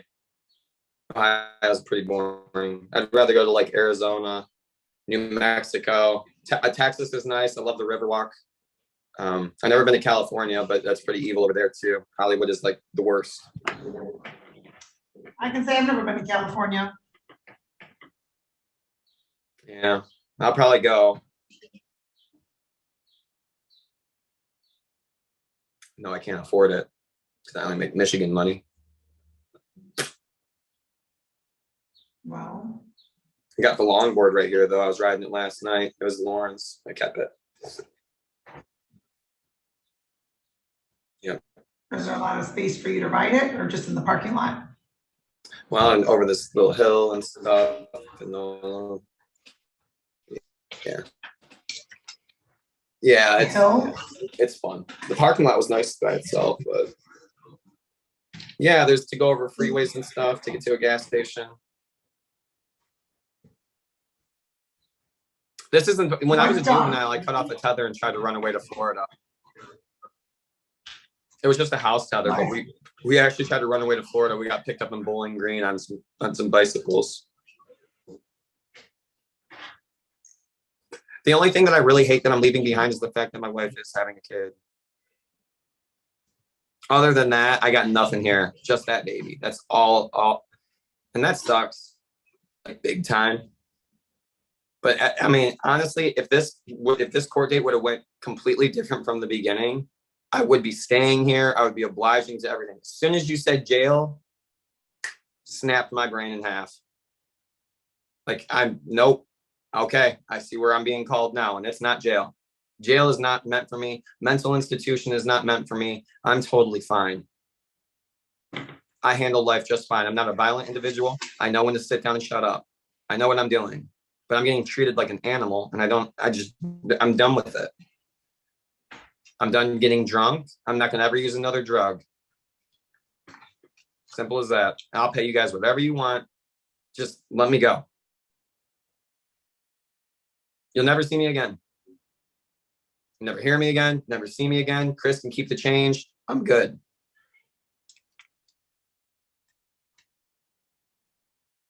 I will seek professional help. So if you want to seek professional help, why don't you want to do it right now? You said you have an appointment Because I don't want to be tomorrow. under the supervision or under the thumb of somebody else. I don't want to be holding and having a tether on anymore. No, I'm not doing it anymore. I refuse. Respectfully, I just refuse.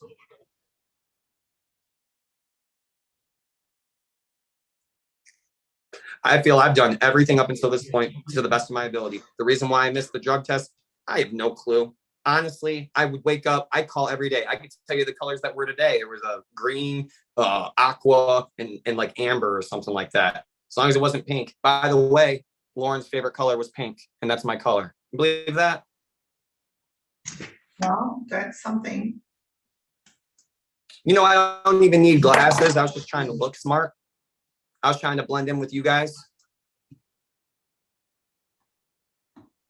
Well, I only take I don't my. even need glasses. I have 20/20 vision. My eyes are just fine. These are blue light glasses. Someone told me they look good. So I was like, okay, I'll wear them. Well, that's good. My eyes are shot, so I don't have great vision. I have impeccable vision. I could be a pilot.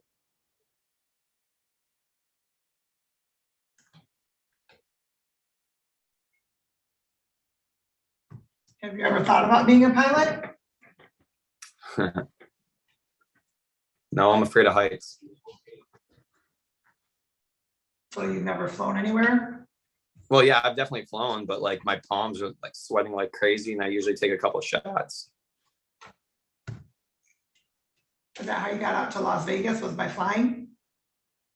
Yep, that was super fun. We got to see the canyons and all that stuff. Yeah. Frickin' Vegas, man. I'll tell you what happens in Vegas did not stay because we carried that crap back home. I do miss my first wife. But I honestly miss Lauren much more. How many times have you been married? It's just Emily, the girl that showed up that first day, super pretty girl, pregnant. Like, she was like, I picked a good one. I know I did. Like, I found her when she was 18. She was singing and playing guitar on stage at church. And I was like, they have angels here? And I pursued her, despite the fact that she should have never gotten with me. She did. And I was only 6 months out of jail when I first got with her. 6 months. And we were together for 7 years. We went to Disney 5 times in the past 3 years. When did you go to Disney? Which time? I mean, 5 times out of the past 3 years. I rode Guardians of the Galaxy. I rode all of it. Like, it was all super fun. I treated her special as you could treat anyone. And she still left me because I changed from Jesus to Yeshua. That's why she left. And she came to the courtroom and said, he's been drinking, smoking weed, and that's got to be why his brain is where he is. I was a youth leader at the church for the teenagers for 5 years. They trusted me around the kids to teach them out of the Bible. But Bible says those who teach are going to be weighed more heavily. And as soon as I found this new truth, I said, I need to be done with this. Why is that? Why are they weighing more Because I was heavily? teaching falsehoods out the wazoo that I believe to be true for the past 18 years of my life. 19 years, sorry, I'm 31 now. I'm a very mathematically minded individual and I love words. Lauren, the one that just passed, had a 4.3 in GPA in college and she was a literature major. Where did she go to college? Columbus, where she was raped.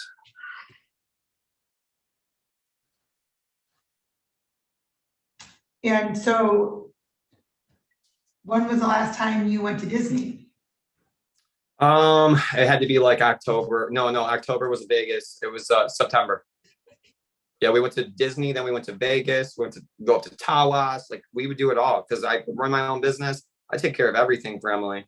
I took care of everything for Lauren too. Like I said, I run about a $500,000 business that equates to about $200,000 a year after taxes and everything, based on my profit margins of what I sell and what I do. Okay.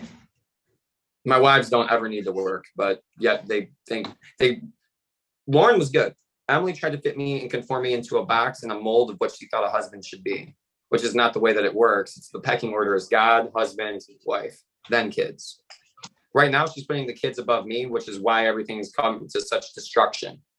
She gets it wrong. She doesn't, I told her that we're unequally yoked. You know what she thinks that means? Something to do with eggs. Oh, what does it mean? So when you have one bull, it can pull 1,000 pounds. How many can 2 bulls pull? 3,000 pounds. What connects them? A wooden yoke. If you're unequally yoked, you're walking like this. If you're unequally yoked, it's not going to work. Okay. But she agreed to it in sickness and in health, which was a lie. You know what lying is? It's a sin. You know what sin is? Death. She brought death to our marriage.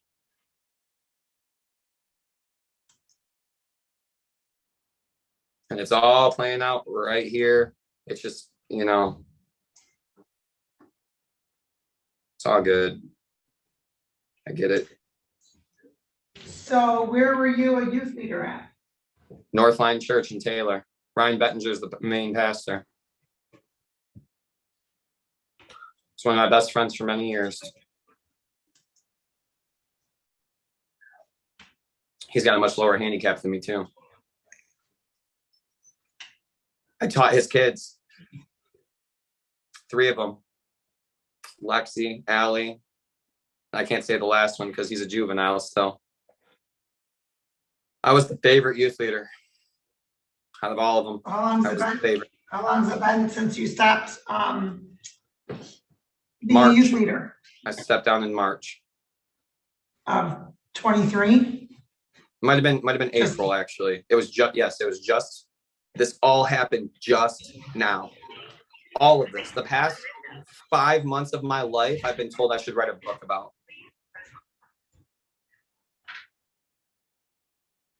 And what do you think about that? I think that just speaks to how ridiculous everything that's been happening to me really is, due to the fact that I really haven't done much. I smoked marijuana, which was legal at the time before I got this tether bond. I'm not even sentenced yet. Like, we're at the point where I'm not even sentenced.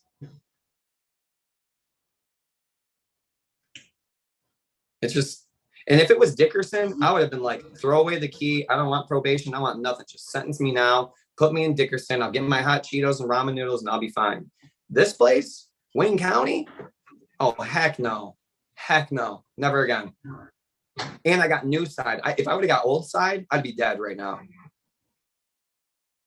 I will run for my life like a gazelle does from a cheetah. Did you know a gazelle cannot run a cheetah? Even though a cheetah is the fastest animal on earth. You want to know why? Why? Because they both have two different agendas. One's running because it's hungry and the other one's running for its life. And that's scripture. Again.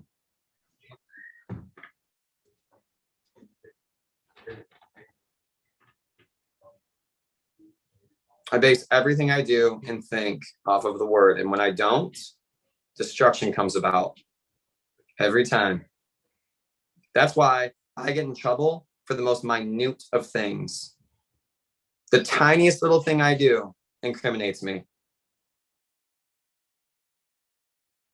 What do you mean by that? I got drunk in a city full of bars. Here we are 3 months later, still talking about it. Trying to lock me up again. At the beginning of all this, trying to lock me up again. For getting drunk in a city full of bars because I was going through a divorce and I depended on alcohol, which I shouldn't have done. And I recognize that. I do recognize that actually getting drunk is a sin. I should not have gotten drunk. And I've paid for it dearly already. And it's just getting worse and worse and worse. And it's unfair, completely unfair. I didn't even drive. I wasn't even driving.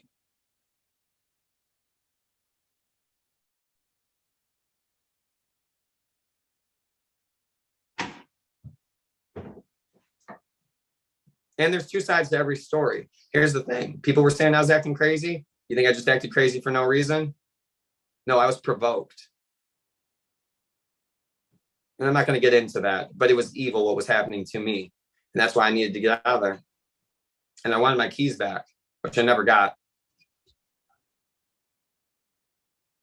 And the keys were to your home or your van? My Saturn Sky, my 5-speed stick. Drop top.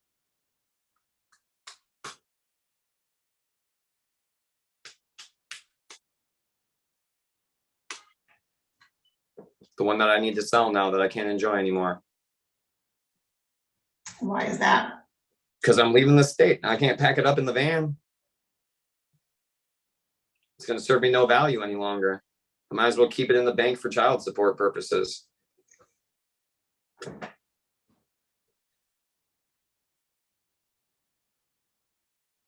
Have you ever seen the movie Pig with Nicolas Cage? That's a new one. He just lives in the woods with the pig because his wife died and the pig represented his wife, and that was it. And then someone stole his pig and then he was alone. It's a good movie. I'm only telling you about it because I don't think you'll ever watch it, but it was good. Lauren showed me that one too. Pig. What's that? Pig. That's the name of the movie? Pig. Like swine, pig, yeah. Which, by the way, is not food. You should never eat pig. It's disgusting stuff. And you are what you eat, so inadvertently, quit eating pig. It's my biggest suggestion. So I've never heard of the movie Pig. Oh, it's so good. I think it's on Netflix. But you should watch Joker also. It'll help you to understand mental illness. Like, there's two sides to every story. Sometimes 3 or 4.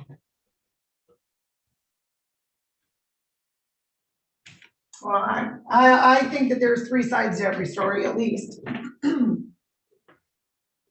Yeah, no one ever gets to listen to mine, and you know, we did today. That's cool.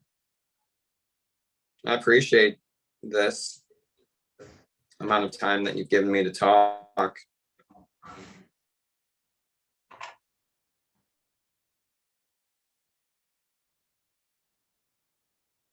Well, I'm glad that you've had that time to talk.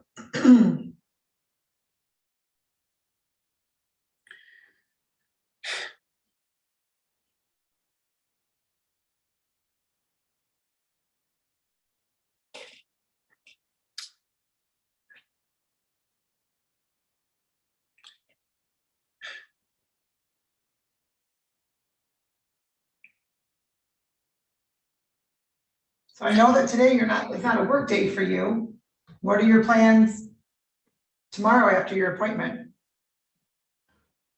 I have multiple calls, multiple people who want me at their establishments to address their HVAC issues.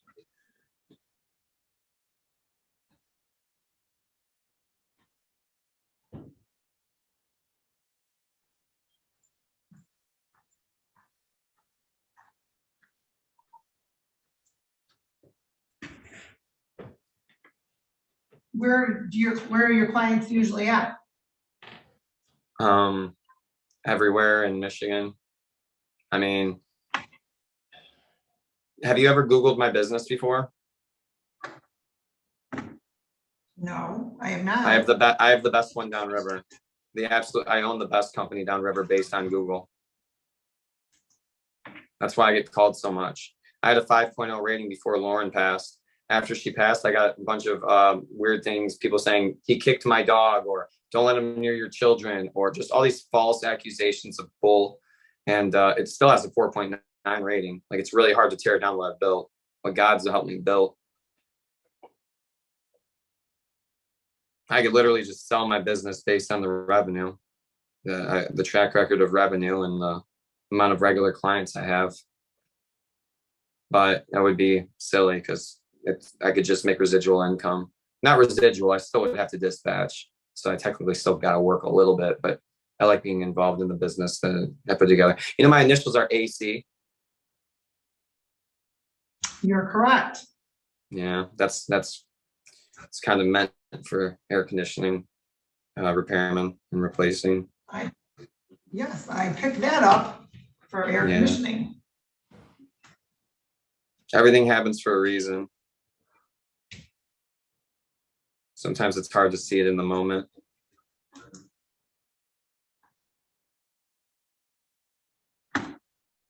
No tether, no jail for me, and I'll do anything for that not to happen. And I'm just being honest with you. I'm not going to say to your face, I'm not going to tickle your ear with some type of lie and say, oh yeah, I'm going to go there and be there and da da da. No, I'm not. I'm not. What do you mean? I'm not going to sit here and lie to you and tell you I'm going to go somewhere and do something that I'm not going to do, like go to a hospital or anything like that. In fact, I'm probably not going to go to that therapy appointment any longer because I already told you where it was at and what time.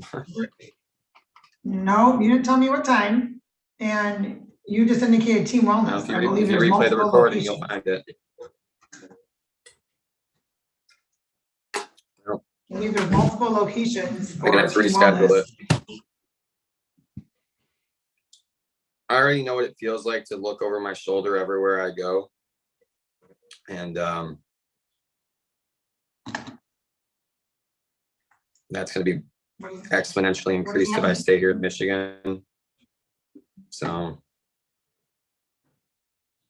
and I know your capability and tendencies, Which and is that's what? not a stab at you. It's just, it's lock people up for petty things. So I'm just calling a spade a spade. It's no disrespect. I mean, it is what it is. It's just doing a job. But I've been told Judge DeSanto in Wyandotte is the worst place, the worst judge you want to stand in front of. And I can attest to, yeah, that's facts. That is big facts. I've never dealt with, I've been in and out of the system for years before 7 years ago, for years. And I've never had it this bad. Nowhere near, not even close, bar none. You like that one? Bar none, Chris. No bar exam for me. That's a pun. Puns are fun.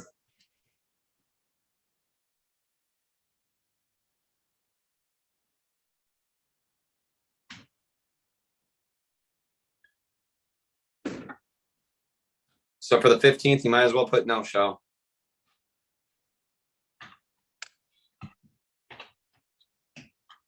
So you're telling me you're not going to show up at all? I'm telling you, I'm leaving within the next day or two. I'm gonna be out of here. Probably 1,000 miles distance from this current location. Yeah. I don't have a passport either. I will be in America. I've never been to New York. No? That sounds cool. My friend Dylan, he started an ice cream shop and he's like TikTok famous. It's called Catching the Cream or whatever that is. He's got like 11 million followers on TikTok. He's from here, and I always said, "Oh, I want to go see your shop, dude." So he was supposed to make our wedding cake, mine, my first wife, but he was too big and busy. He didn't make it? No, because he already had like 350,000 followers at that point. It was too big for us. 350 what? 1,000 followers on TikTok. Now he's at 11 million or something. Yeah. Gary V helped him start his business. It's pretty cool story. And where is he located? Somewhere in New York. I don't know. Somewhere in Times Square or whatever. I don't know.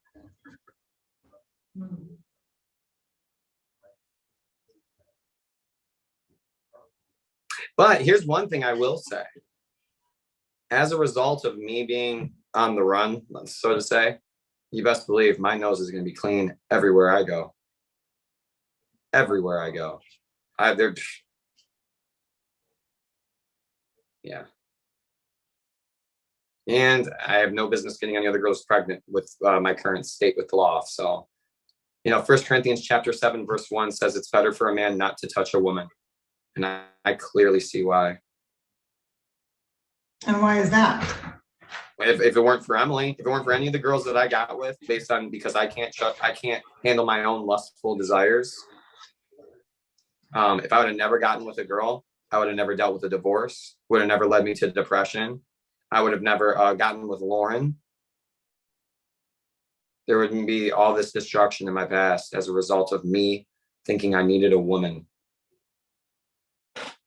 I'm much better off just clinging to God and controlling my lustful temptations.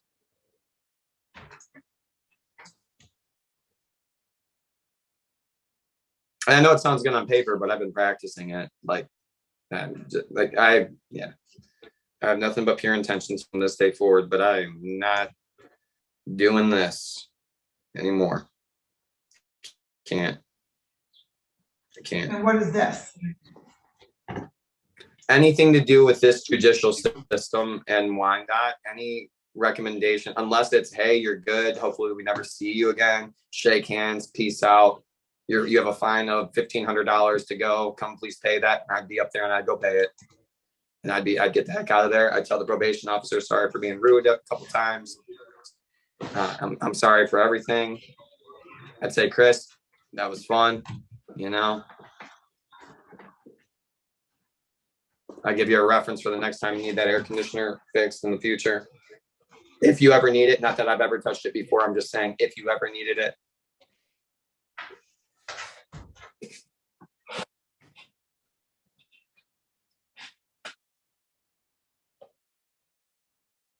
I'm not kidding.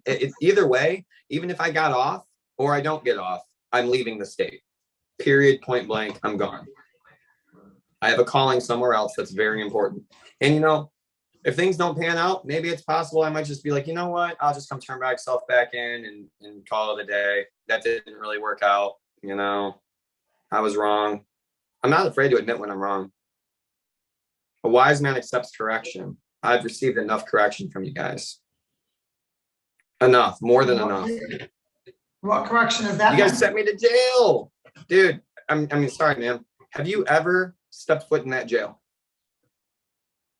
Just to observe Wayne where you're sending County? people? The Wayne Yeah. County Jail?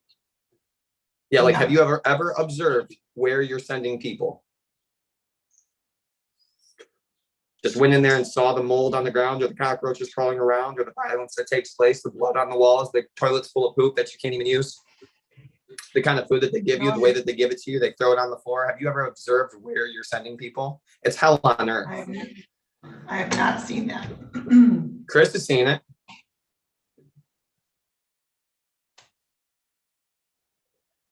That's why he was trying to go to bat for me a little bit to say, hey, please don't, but it wasn't really going to bat. It was more like the T-ball from a 4-year-old.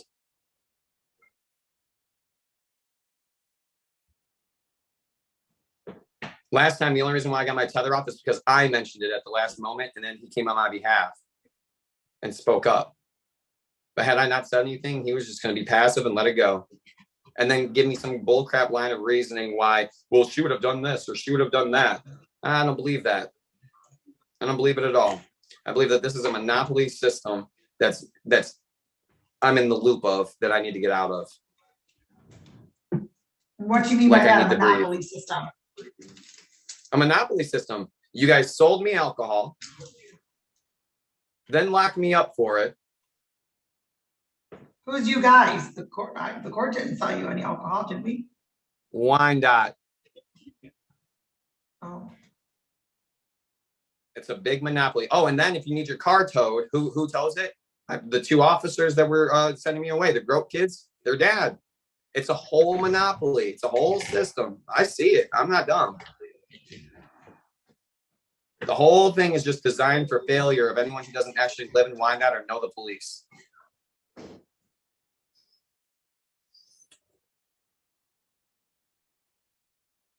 did you eat breakfast today? And nobody cares. Nobody cares. No one cares. We just No say, one cares about what? well, the rules, you're eating in the courtroom because you're above the law. I'm not above the law. Aren't we not supposed to eat in the courtroom? You're correct. I'm Fine. having a little bit of a snack because I did not eat breakfast this morning. Well, Did you we eat can breakfast justify this morning? anything. We can justify anything. And that's the most dangerous thing that we have is justification, because I can justify anything that I do. Did you eat breakfast this morning? No, I don't eat breakfast. I go out and earn something before I eat. Back in So the you day, wanna you eat couldn't lunch? eat until you went out and killed a lion and brought it home to the family. I have to go out and kill a lion before I deserve to eat a thing. And how are you going to do that? Well, it's a figurative statement. I have to go out I and understand provide. that. Today's a spiritual day. I provided for myself yesterday. That's called preparation.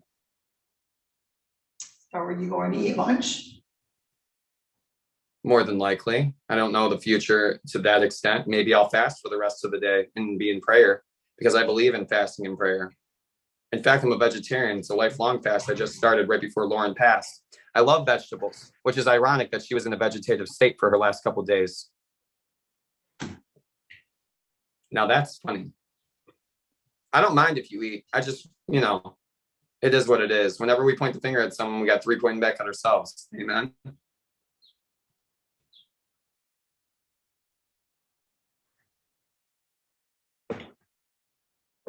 I've heard that statement before. Just saying.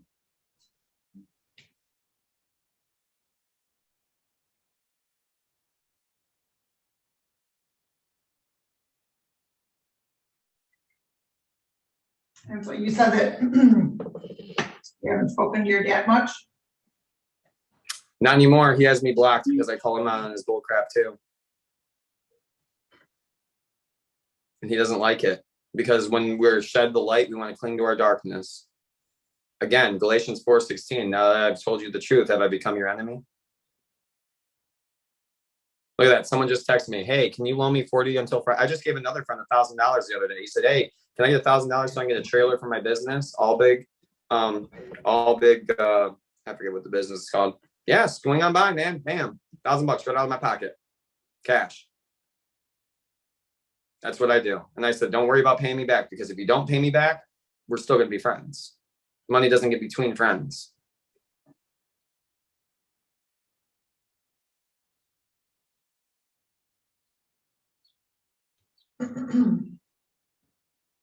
Freaking cockroach. You ever seen one of these? It's a bug with salt. Fill it up with salt. Oh, shoot, the safety's on. Boom, no more cockroach. That thing was nasty. They're way worse in county, let me tell you. And I can't bring that in there with me. Well, aren't you, so the room that you're in isn't very clean? I thought it was pretty nice. This is actually the most therapeutic past 4 days that I've had, was being in this hotel room. Everywhere else I've stayed, I've had problems with every single person I've ran into. I only stay one place a night. Every single time there's something that just happens that I rub against the grain the wrong way. And it's just, the signs are telling me, all right, time to go. Time to go, time to go, time to go. But there is one place that I need to go. And I expect big things to happen. Prophetically, I do believe the sky is going to be rolled back, peeled back, like that. It's called the Heavenly Scrolls, the constellations. That's our actual Bible. And he's going to descend on us. The word rapture does not exist in Scripture. It's not a real word. We're going to see the dead in him rise first. Lauren will be one of them. Rise up. And then we're going to have a tough time here on earth. A very tough time here on earth. The true followers, the true believers. And I need to be around those like-minded believers. The only thing that I feel terrible about is to go meet up with this like-minded group of believers and conceal from them the fact that I'm on the run. I am going to be bearing that weight, and I'm probably just going to have to be honest with them, because the truth sets you free. For instance, you were going to lock me up. Then I told you the truth. Now you're saying I'm not going to lock you up. The truth set me free in a very small way at first. I mean, we're off to a decent start. But all I did was tell you the truth. And that truth being what? My intentions. At first I said, oh, I had suicidal thoughts. You're like, whoa, pump the brakes. If I wouldn't have spoke up and told you the truth, I'd be going to jail right now.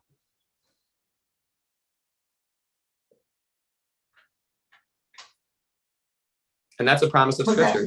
You asked for another one? You asked for another promise of Scripture? The truth sets you free. Which, by the way, he is the truth.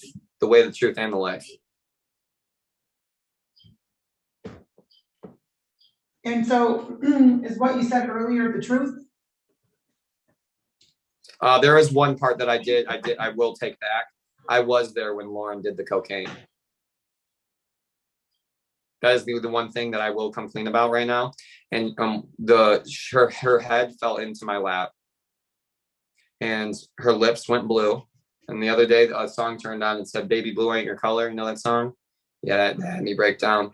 And because I was a youth leader in the church, I'm CPR certified, not that serious, just 4-hour course or whatever.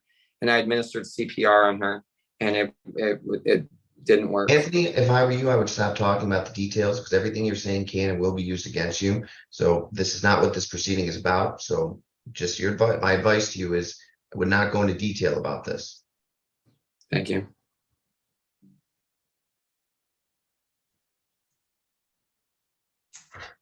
And so everything else you said earlier today was the truth? Everything else was the truth.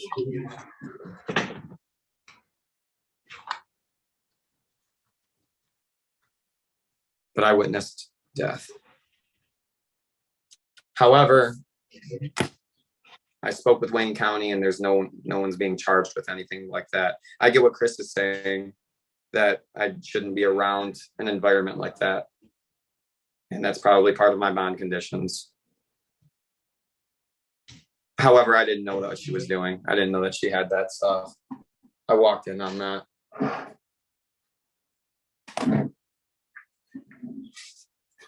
Now I wear her ring on my chain. It fell off during CPR from the EMS. And what kind of ring is that? It's opal. I got it over from Goldfish Studios. It was a birthstone. When did you get it? When did you get it? The day after she said yes, I actually proposed to her with shoes. That's my love language. Shoes. Shoes? I proposed to her with a pair of Okay. Yeezys. Yeah, shoes. Yeezys? Yeezys. Yeah. I had a lot of Yeezys. I had about 12 pairs of Yeezys, and I give them away. And I usually give them away to someone I'm going to witness to because it breaks down walls because most people can't afford Yeezys. I had way too much stuff, and I got rid of it. I started to remove all the puffery in my life. I got rid of my Pokemon stuff. I had like a $5,000 Pokemon collection, just gave it away to kids. I gave away all my shoes. And the reason why I did shoes, the reason why I used shoes is because there's a scripture that says, how beautiful are the feet of those who bring the good news.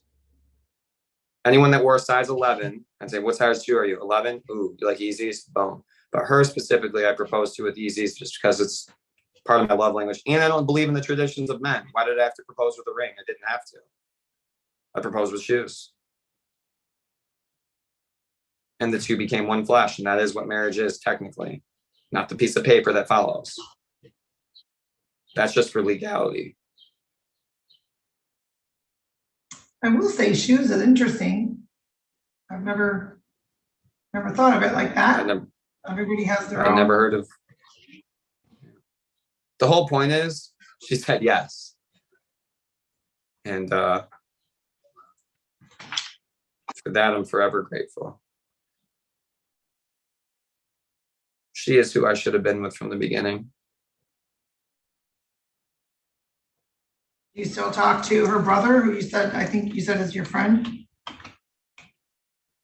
He stopped talking to us the day we got together. He didn't get to speak to her one time in the last few months of her life because he rejected her and our relationship.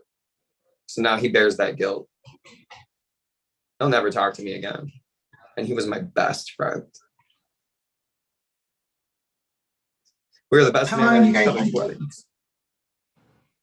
We've been How friends. long We have used you to work guys at the been- Mancinos over there, and we used to work at the Mancinos together over there in Wyandotte back when I started heating and cooling school.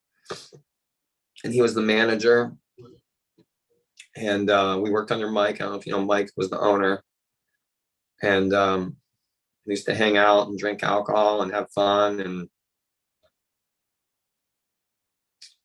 and smoke weed. And it was about 10 years ago. However long I've been doing heating and cooling, 11 years. Yeah, something like that.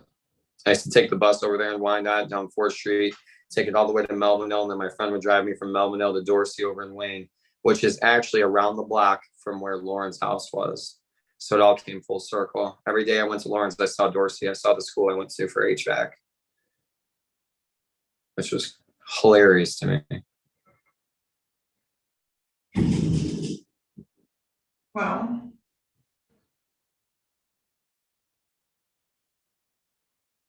how long ago was that? Then I went to heating and cooling school. Yes. That was the same time frame. I started working at Mancino's when I started heating and cooling school. I quit Wendy's and went to Mancino's in the middle of HVAC school 11 years ago. We used to go across the street to Johnny Mac's and then buy alcohol, come back, and I'd work. I wasn't driving. I'd be making pizza and just. I was reminded of it last night because I had a Lunchable, all cheese pizza, Lunchable. It reminded me of Mancino's.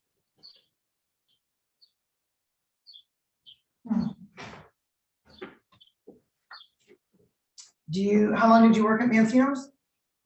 Probably about not even a year. Yeah, not even a year, because HVAC school was only 9 months long. So as soon as I finished that, I went and got a job at Atar Enterprises over there on 4th Street. Another heating and cooling company. For $9 an hour. Less than I was making at Mancino's. Which is also hilarious. But you gotta start somewhere. Well, you do have to start somewhere. Yeah. You do have to start somewhere.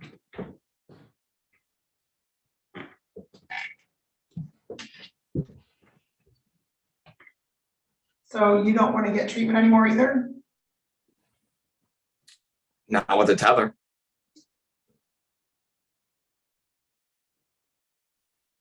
So can I, do you mind if I step off for just one moment so I can double check how that would work? Absolutely. Okay, I'm gonna step off for just 1 second, okay? No problem.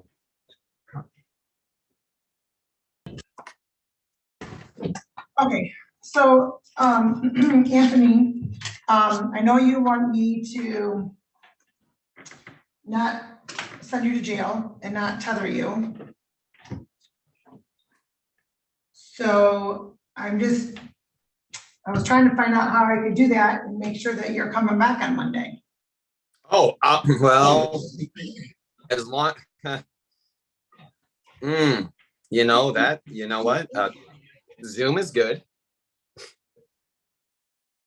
I will be here for a Zoom meeting. I enjoyed this conversation. Can I tell you one thing before you want to know how everywhere I go, there's always a sign that I'm in the right place. And you know what I just noticed for the first time during this conversation? I've been going back to Hebrew roots on everything. And I called Lauren Elisheva. You know why? Because her middle name was Elizabeth. And we were both baptized at Elizabeth Park. I'm going to leave it at that. But I just appreciate that your name's Elizabeth in this moment, regardless of what else you're going to say. Okay. When were you baptized at Elizabeth Park? About 3 weeks before she was, and she was just baptized. Oh my God, it was beautiful. My dad did it. I recorded it, and it's on my Instagram. And she even claimed the last name Carmona in that video. He said, I hereby baptize Elizabeth Lauren. What's your last name? She says Carmona. It wasn't long ago. I got baptized in the proper spirit.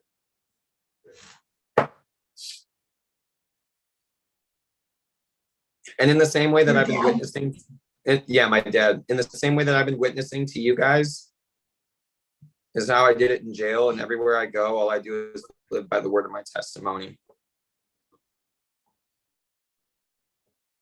So even in this moment, I thought that this was going to be super crappy, just a Zoom meeting, court date, but you guys have given me a platform to actually speak truths from the Bible. And you never know who you're going to get to talk to about what you need to talk about. I'm even thankful for this moment, even though it doesn't seem like it.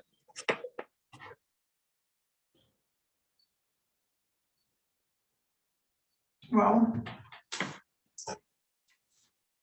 glad that you feel better that you've been able to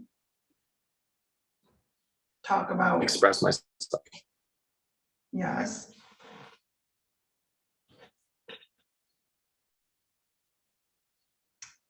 But so how do we resolve the issue at hand? What's your suggestion? Well, here's my suggestion. I'll talk to you again on the 15th, and I'll tell you about all the therapy and AA and whatever else I've done. And then you can make your determination on whether or not I've gotten time served. And I'll pay whatever costs and fines that day of. There will be no payment plan. I will pay everything that day. And you'll never hear me again unless it's something awesome. Or you need HVAC work, because I'm fantastic at what I do.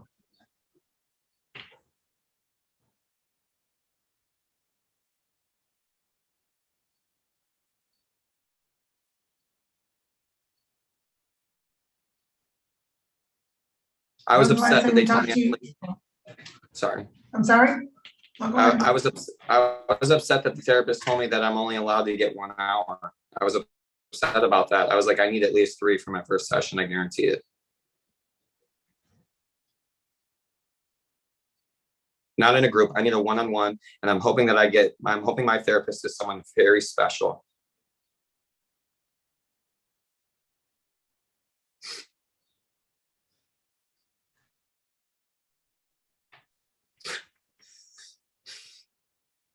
So And I what want does to that mean? apologize just to Chris for anything that I might have said that's.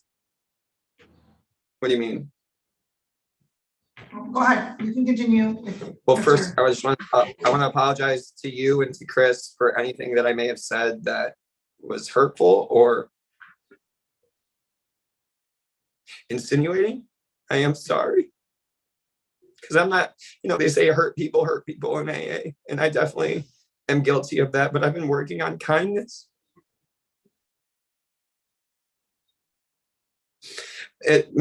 Being smart's a blessing and a curse, because I tend to just twist what people say. I'm really good at that. And I hate that I am. It's actually disgusting. Why is that? Why is it disgusting?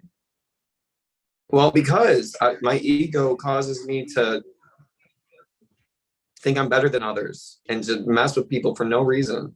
And now that I'm beginning to understand firsthand mental illness, I realize that I'm just so wrong in so many levels, and I have been for a long time. But I'm getting better. And I'm going to continue to get better. The jail's not going to build my character. Treatment may help. That's what I need. I need to talk.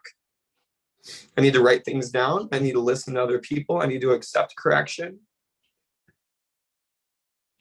Because a wise man accepts correction. And a wise man also understands that what he does and what happens to him are connected. The fool believes they're disconnected. That's another scripture. That's in Proverbs. I'm not sure what reference it is. So is there But yeah, that would be my Oh, go ahead. sorry. That would be my Go ahead. hope, is that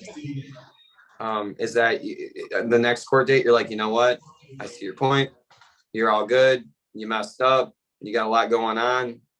Sometimes it's hard to make phone calls. See, I don't work a 9-to-5 job, so it's hard for me to make sure I'm going to make it to a specific. The one, okay, I can remember the one that I did miss on the 13th was because I was at a job in St. Clair Shores, and there was no way for me to make it. So I had to.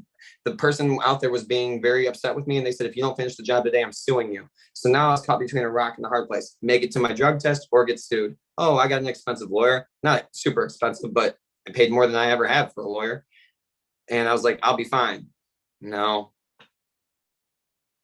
No, I should have said, screw that job. But then again, I could have got sued for that, but that would have been a civil matter. And it's just this whole complex I went through in my brain. I said, I might as well finish the job while I'm here, so I can get paid and not get sued. And did you finish that job? Oh yeah, I got paid big bucks. Oh yeah, a lot of money. A lot of money. I took a picture of it and put it on my Instagram story. Again, ego. I'm wrong for that. I'm wrong for that. Customers typically pay me cash. And I report it, but it's just really nice because I always have cash.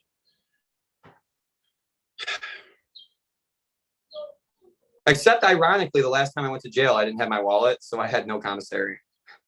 No way to get commissary or anything. My dad, remember, I don't know if you remember Mr. Carmona, you're driving around the parking lot, and he said he didn't have pants, but he had shorts on, and it was like really funny.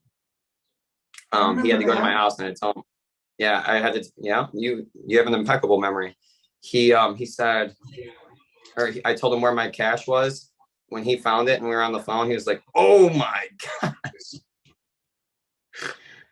I look like a drug dealer or something. How much cash that I leave in a spot and my wife, she had full access to it. Emily, like, I think she's a fool for leaving me just because I got drunk one night and claim a different faith, but I've supplied her out the wazoo. That was when you were in Vegas?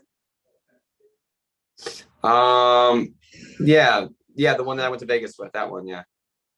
Lauren got it. Lauren was like, oh no, this guy, I don't even need to work. Like, she sat on the couch all day and played with her dog because that's what she needed, because her mental health was not there. She saw a therapist often. She actually diagnosed me before my therapist did. And what did she diagnose you with? Bipolar, major depressive, and the worst case of OCD she's ever seen in her life. And she understands all of it because she's been in and out of all of it. Like, she actually gets it. She doesn't need college to understand mental illness. She knows it. And that's why I'm suggesting to you that movie Joker. It's a very good movie. A very good movie. I'd say probably my favorite movie outside of anything like spiritual. I'm probably gonna watch it after this. Well, I wrote it down so I don't forget the name of it. Amazing. Just even if you just watch the ends, just watch the last half hour of it. It's so good. So good. Even whether you like Batman or not, it's so good. Can you understand the movie with only watching the last half an hour? No, you should watch the whole thing for context. Like, honest, and you're a smart lady. Like, and I'm not saying that to puff you up or nothing. Like, when you watch this, like, you're probably gonna cry. Not for me or Lauren or anything, like just in general. And he doesn't die in the end. Like, it ends up happy.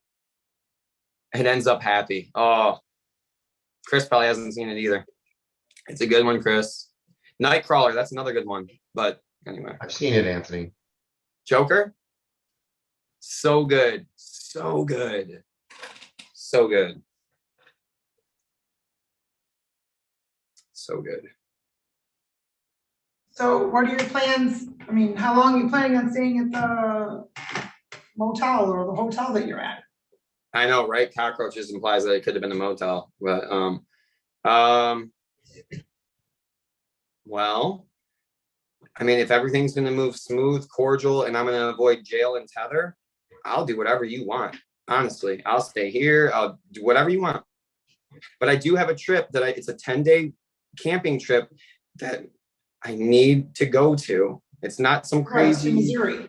Yeah, there's no, like, we're not doing drugs and all that or nothing. I can even send you videos about what it's about. It's a spiritual gathering that I crave, that I'm called to go to. And I'll be back from there. Like, the whole trajectory of my life could change. I won't be on the run if I want to be here for my kid. I want to run my business. I want to function properly in society, but the moment I heard jail, I recoiled from it like a hot flame. I'm like, no way, gone, goodbye. That's actually an AA reference. We recoil from alcohol like our hand to a stove. Bill W. wrote that. Who wrote that? Bill W. Wilson, Bill Wilson, the founder of AA. Oh, It's in the big book. I don't trust the big book. I trust my Bible. Oh, sorry. And then this one. This is the one that I studied for the translation, misinterpretations and transliterations based on our division through language. I've done some very deep study in scripture, and yeah, I know where I'm supposed to go. I won't run. I won't run if and I want to see therapists. I want to talk to people. I want good. I want truth. I want life. But I won't lie to you. Sometimes life becomes so overwhelming and overbearing and I agree traumatic. with you. It sure does. It sure does. Jail was horrible this last time. Horrible.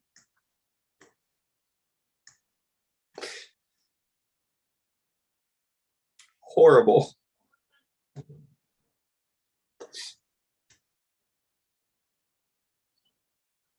I was scared I wasn't going to make it out.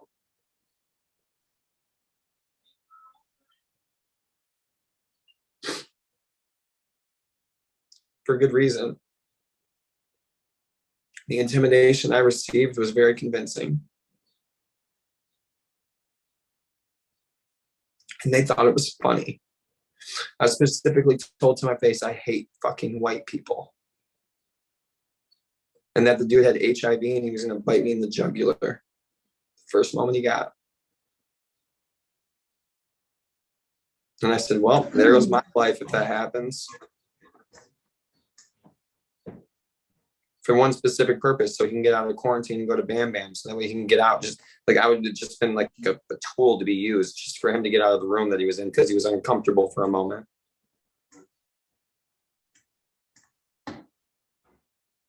It was the worst. The worst.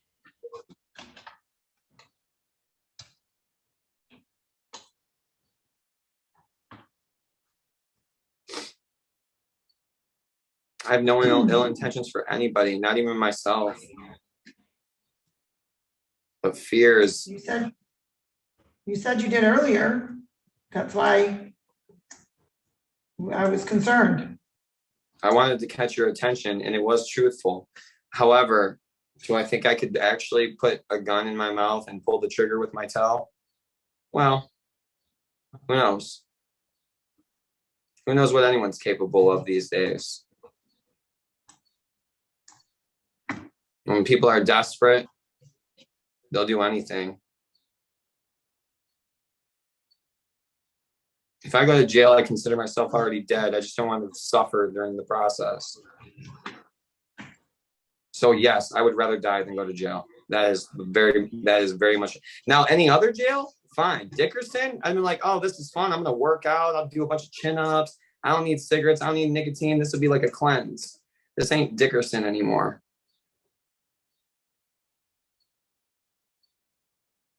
Dickerson was fine. Totally fine. Wayne County, no. They need to level that thing, build the soccer field, split between misdemeanors and felonies, put you with not like-minded, like violated, like offended individuals, not killers with public intoxicants.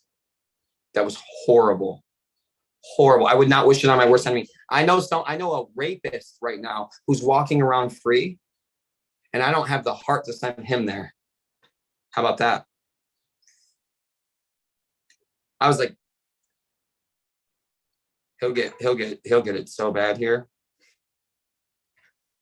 It's just not even fair.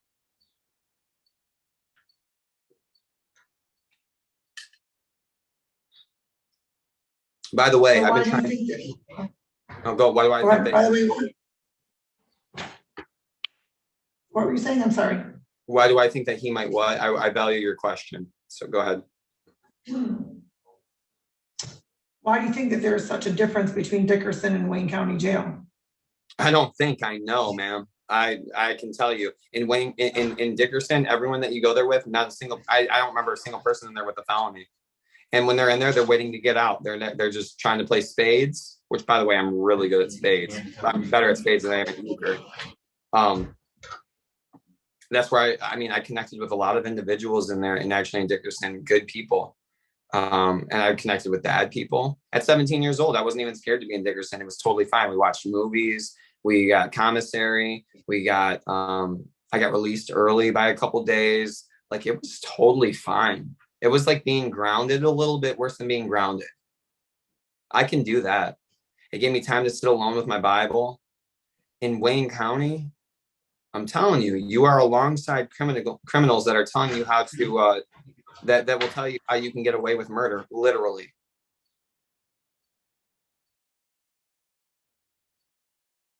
It's horrible. Not only that, there's black mold all over the place, cockroaches. It smells disgusting. And you're scared for your life. You have a sign right there that says, if you rape someone, these will be the charges. If? Are you kidding me?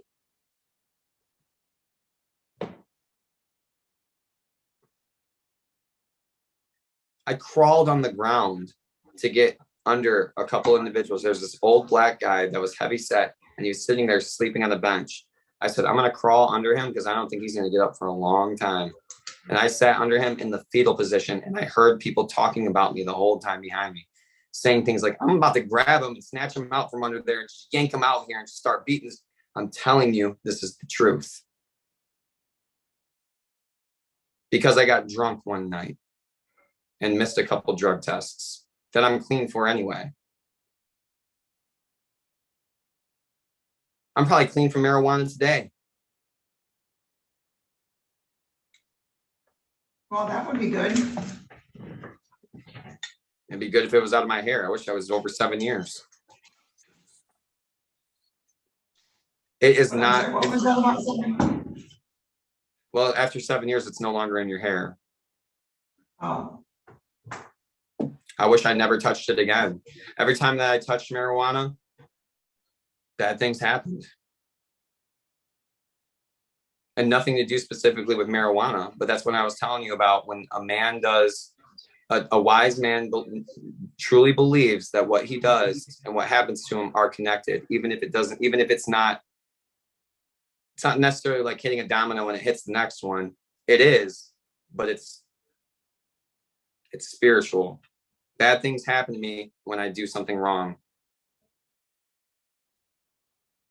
What kind of bad things? Well, no way.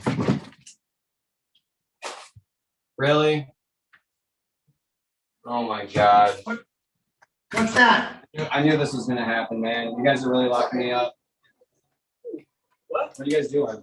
I think you're okay. I'm fine. You said some questionable stuff on someone. Guys, please, no, I'm good. Nothing's gonna happen. I'm still on the thing to judge. Yeah, we know that. What's going on with you and? I'm just scared to go to jail. No, not to any degree. What's your thought? Okay. You're not. Judge DeSantos, they're on, the cops are here. No, Oh, absolutely not. okay. No.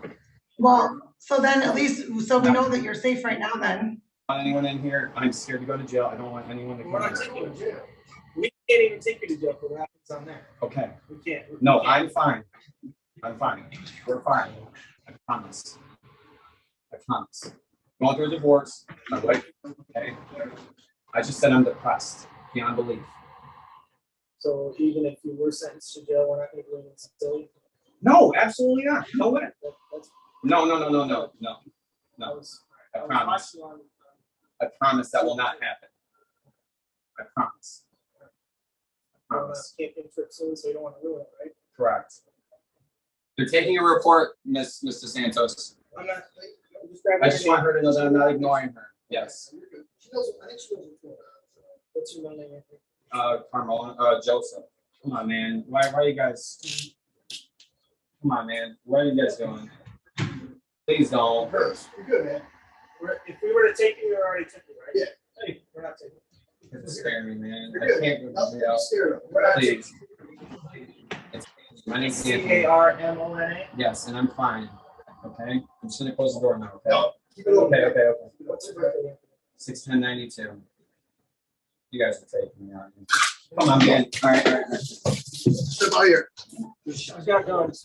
It's empty. There's a gun. No shelves. All right, so Mr. Shunky, I think at this point, There's a hatchet behind me. Deputy? You're able to have weapons, you're allowed to, there's nothing wrong with that. Deputy? Yes, ma'am.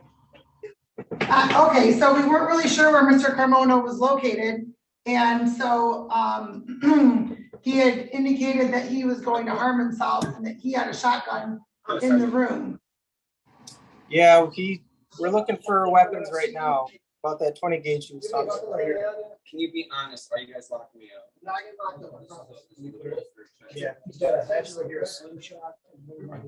Last, We knew it would be on. I'm not gonna do that. Do you still need us on here, ma'am? I'm sorry? Do you still need him to be on live still? Would you like me to keep this on? No, that's okay. Are you taking him into custody? We don't know yet. He hasn't really told us anything. We're still talking to him. Okay, as of now, he's ordered to, report for a tether, to jail in Wayne County, but, you can, stay in communication with Sergeant Cons if you'd like, and we can update, and if you can keep us updated, we can update you as well. Okay, I have the sergeant's number, so I'm gonna give him a call here in about 2 minutes. Okay, thank you very much. Thank you, ma'am. All right, we're going off the record. Okay, thank you. Judge. I know, and that's why I was